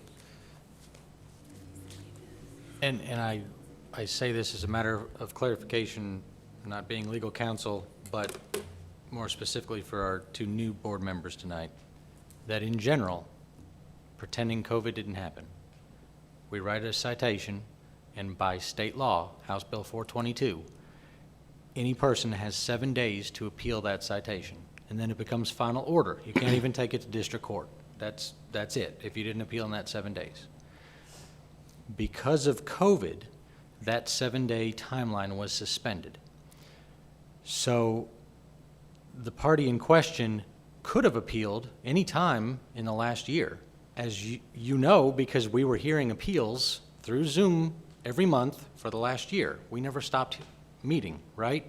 So he could have appealed any of those at any point to stop that process and then review the issue, and then you could have made an order on that, and staff would have then determined their course of action thereafter.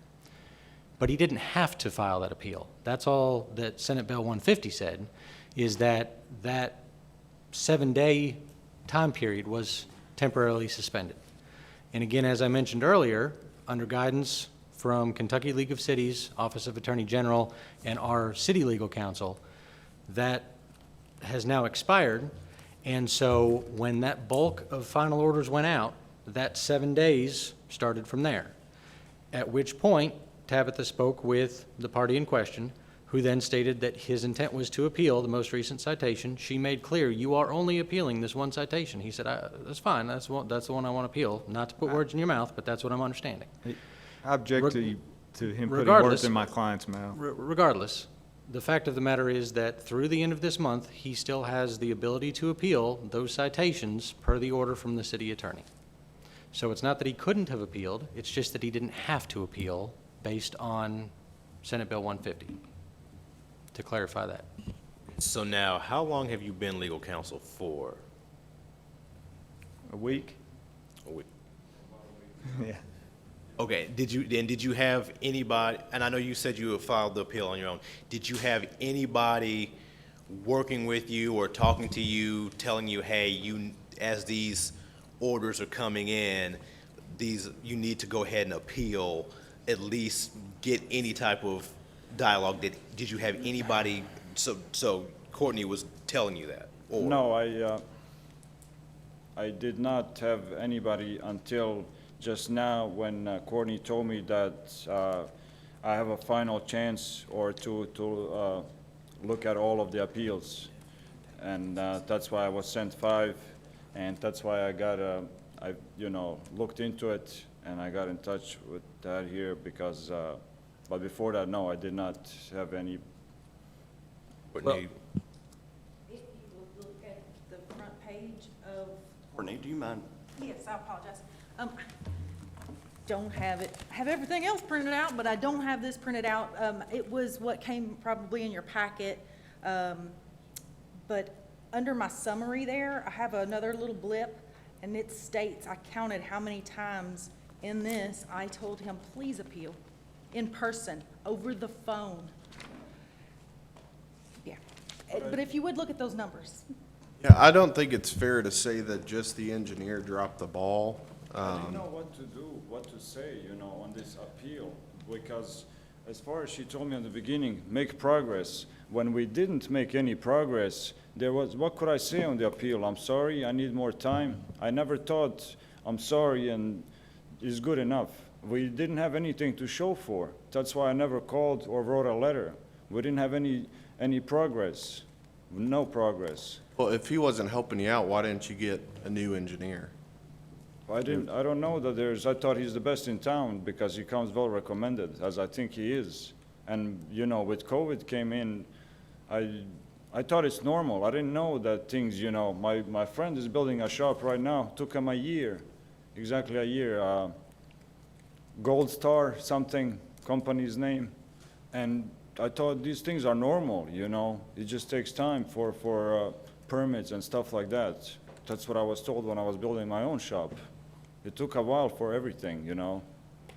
But I think we had a phone call conversation, you know. I'm not trying to, you know, throw anybody under the bus. I'm not trying to lie here. I'm just telling you what what's happening to me or what I went through with this process and still what's happening. Mr. Pardue, if I may. Yeah, and I was going to ask you a question as well. Yeah, well, and so. You to may clarify- be answering my question before I ask. Hopefully, to clarify, or for the sake of clarity, were the board to decide to table this or not, the decision that the city attorney and our office has made is that until the 30th of this month, anything that was sent to final order that is an active case working towards compliance still has the ability to file an appeal. So if that question is, on tonight's meeting, the only one citation that was appealed, that does not prohibit you or your client from filing appeals on the rest of those by the 30th. So you did answer my question, or you stole the words out of my mouth, and that was going to be my suggestion based on this information, that if the board so desires, it can table the appeal on this citation. And then in the meantime, if that is correct, and Mr. Omanovich still has a legal right and is within his time for filing an appeal on the other citations, we will initiate that appeal to remove all doubt as to what is before the board. And we would respectfully, if the court is, or the board is so inclined to table the current citation that's being appealed, come back before the board and hopefully at that time be able to report to each and every one of you that we have a stormwater basin at 4662 Russellville Road. But again, to make clear to you and your client on public record, a citation appeal form for each one of those citations with the citation number and case number that was provided several times, to Duly my noted. understanding, must be submitted by the 30th to Tabitha in our office. Duly noted. Thank you. 30th is on Saturday. Friday. Friday, yeah. That's right, Friday. That's correct. So conceivable table. Yes, you could table this appeal, you can table both the citation and the fine, and then wait and see what happens. Wait and see what happens with regard to compliance, and wait and see what happens with regard to the other appeals. Expectation. I would think the appellee probably understands the board's expectation at this point. We do. Thank you, sir. Yes, the bottom line is, we want it to come in compliance. Absolutely. I move that we table this appeal until September, our September meeting. August meeting? Well, my understanding was, once the paperwork is done, that the project will be completed within a month. That's correct. I would like to discuss it again, and you come back and say the project is completed. And that would be, it would make more sense for that to be September. September. I agree. Okay, that's going to be September 28th, just so we are all on the same page.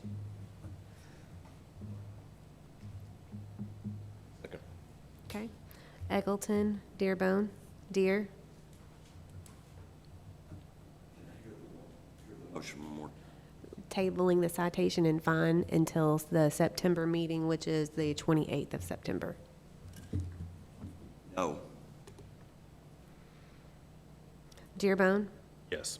Eggleton, Holman, LaPointe,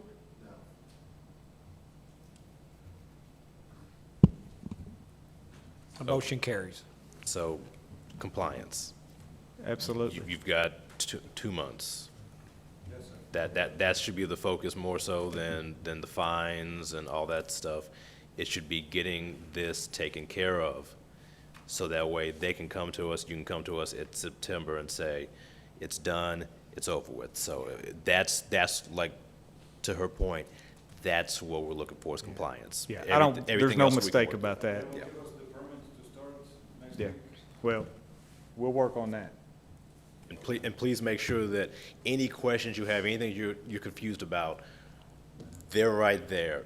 Ask the questions, make the calls, because in 2 months, if we're still at the same point, the conversation is going to sound a lot different, and I think the people who voted yes, there will be heavy questions. I think Nerman understands that. You're not going to hear him quabble about that. He appreciates the consideration And from you've Mr. given him. Lucas as well, you know. Yes, sir. Message will be conveyed, and we'll see you in September, and we appreciate your time. As an administrative matter, as the record clearly kind of indicates, communication to this point, we thought we had been as forthcoming as we possibly could be, and clearly that's not been the case. Mr. Pardue, do I need to do something differently moving forward to ensure there's no further confusion? Should communication also include you? You can copy me on it. Okay. May not know about it, I may not understand it. Well, that's what we're trying to avoid, is another instance where Sure. we've sown confusion. Sure. So I'd like to know for sure how to move forward with any communication to make sure that we're not right back here with confusion again. Yeah, you can copy me on any communication to Nerman or to Thad. And again, I hope we're on the pathway to everybody putting this behind them and moving on. So hopefully there won't be a need for too much more communication. You all have a good evening. Sure. All right, well, seeing as how we have no old business, we will move into new business, which is case number 3, case 2020-5283, 1208 Beauty Avenue, owner Joanne Ramsey and David Earl Miller et al., Officer Mo Hillard, and this is a per-day fine request. Good evening, folks. So this case is the result of a roaming inspection conducted on December 11th of 2020. During the inspection, the following violations were noted: junk and scrap metal on the property, including an unused discarded appliance, accumulation of rubbish, garbage outside the property, landscape debris, dilapidated storage buildings, unlicensed or inoperable vehicle. As a matter of the course of this, eventually the chimney damage, the windows, skylight, and door frames, and permit required for structural repair was added on to a later notice, because at the time it was winter and we don't usually put structural issues on a notice. An NOV was sent to the PVA listed owner of the address on that date, and with a compliance reinspection date of 12/22 of 20. On 12/22 of 20, I stopped by the property and saw no positive progress. I left a door hanger. I failed the inspection and rescheduled the inspection for 12/28 of 20. On the January 8th of 21, I conducted an inspection and saw no positive progress. I attempted to call the last known phone number for the owner and left a message. This owner is very well known to us. On the 13th of January, I received a call from a neighbor who told me they had been in contact with the owner and he was going to buy the property, and he was expected to sign the paperwork that next Monday, but then he called me back and he said the owner had backed out of that. This I should maybe just state, it's been a nuisance property for quite a while. And that neighbor was kind of hoping to take care of a nuisance property by way of buying it. On 1/15, a citation was issued and posted at the property, as well as sent by first-class mail and certified mail. The compliance date was for 1/25/21. On the 27th, I re-inspected and found the property was still not in compliance. A woman that I believe to be the owner's daughter was present at the property. I have since found out that was the owner's daughter at the property.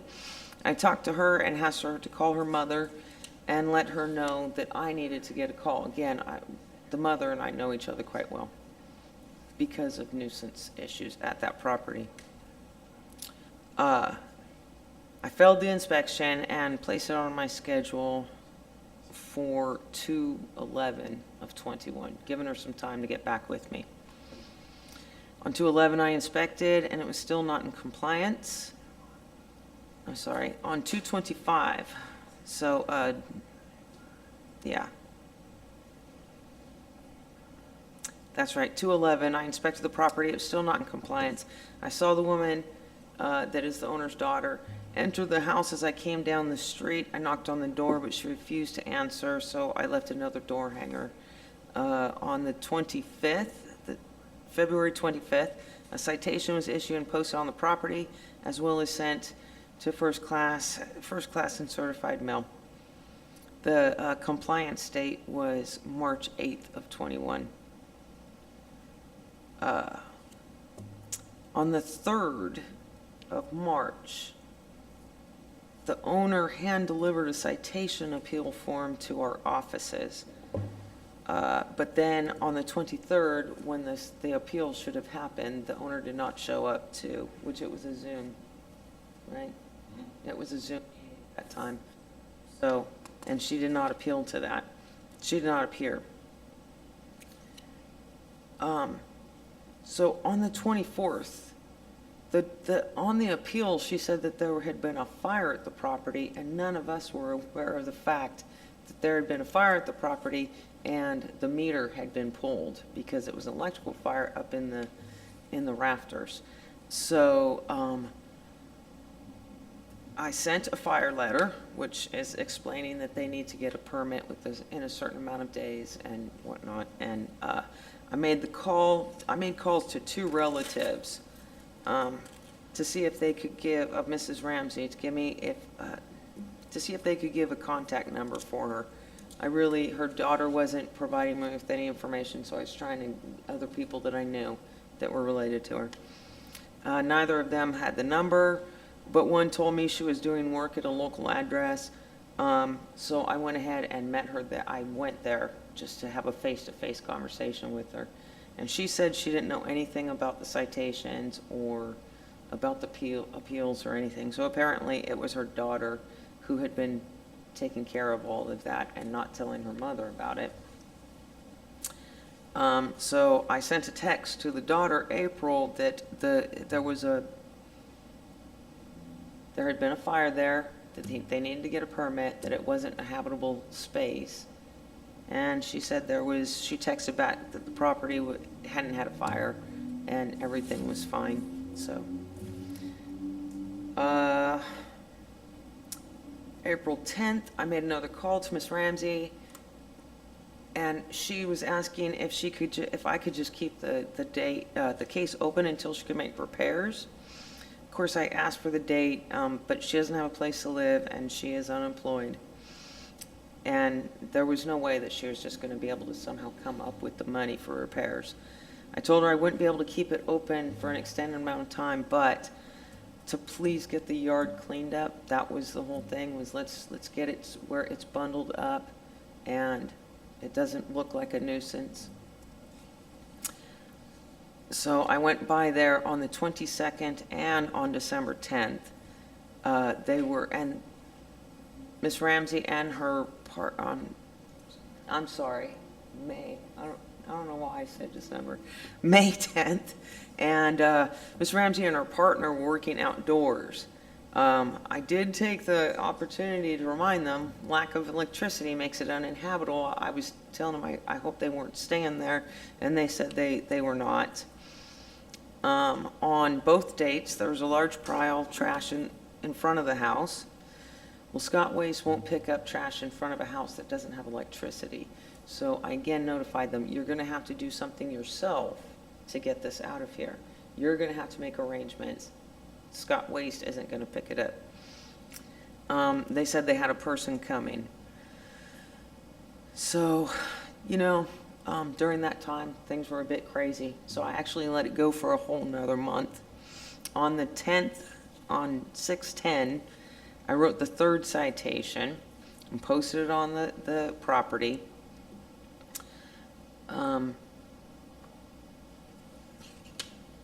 It was on 7/1 that I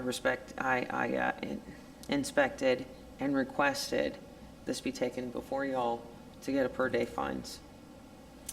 The owner's now living on at another property and has received one citation and is due for a second citation at this other property for the same exact issues. In the last 5 years, there have been 22 code cases associated with this property for the same issues as this case. So, of course, I'm on a per day fine. I don't know. They actually took some of the tires that they had and put them onto the other property now. So I'm kind of chasing them around with where everything is.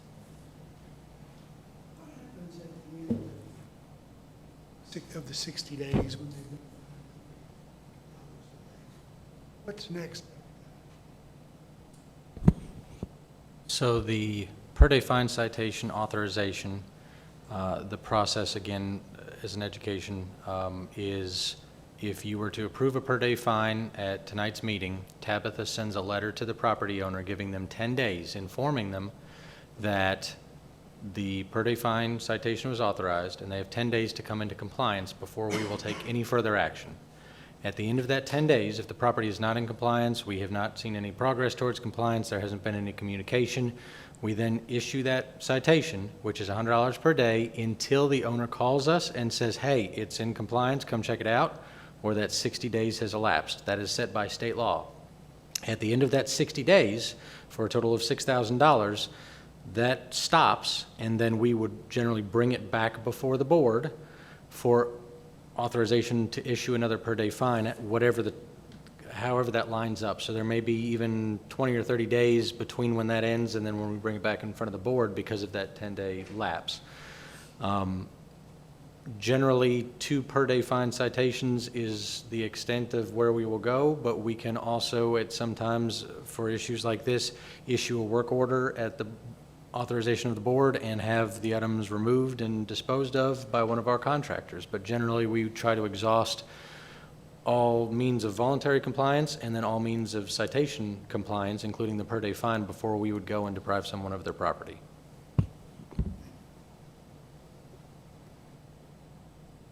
So, the daughter is homeless, or is it? She's left the property at this time. She's, last I heard, in Louisville. But, so the mother didn't have another place to live because they'd already done the same thing to another property previous to this. So she has found a place where she's living now. She's kind of doing the same thing property and hasn't.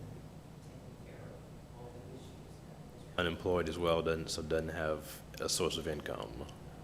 Okay.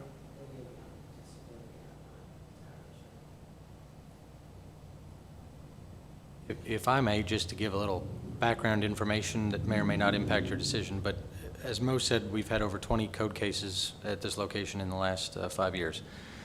Personally, I worked a case here in June of 2018. We were called by the Police Department and Child Protective Services because there had been a fire, again, at that location. They had pulled the meter, and people were living there without any electricity, any water, including children. I will just say, without giving personal opinion and just stating the facts, I condemned it on site. I gave them an hour to get belongings out. We condemned the house on site. I boarded the property, and then over the course of about 3 months, worked to get it completely up to code. We had all new wiring, all new windows, all new smoke alarms. I mean, it was tip-top shape. And they were well aware at that time of what is and was not allowed for living conditions and code violations and that sort of thing.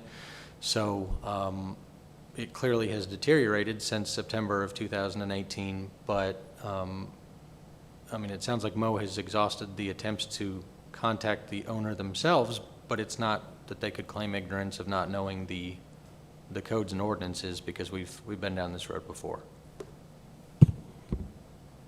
I'll make a motion to authorize the staff to issue a per-day fine citation amount of $100 to run for 60 days. Second it. Deere, Holman. Deere. Yes. Dearbone. Yes. Eggleton. Yes. Holman. Yes. LaPointe. Yes.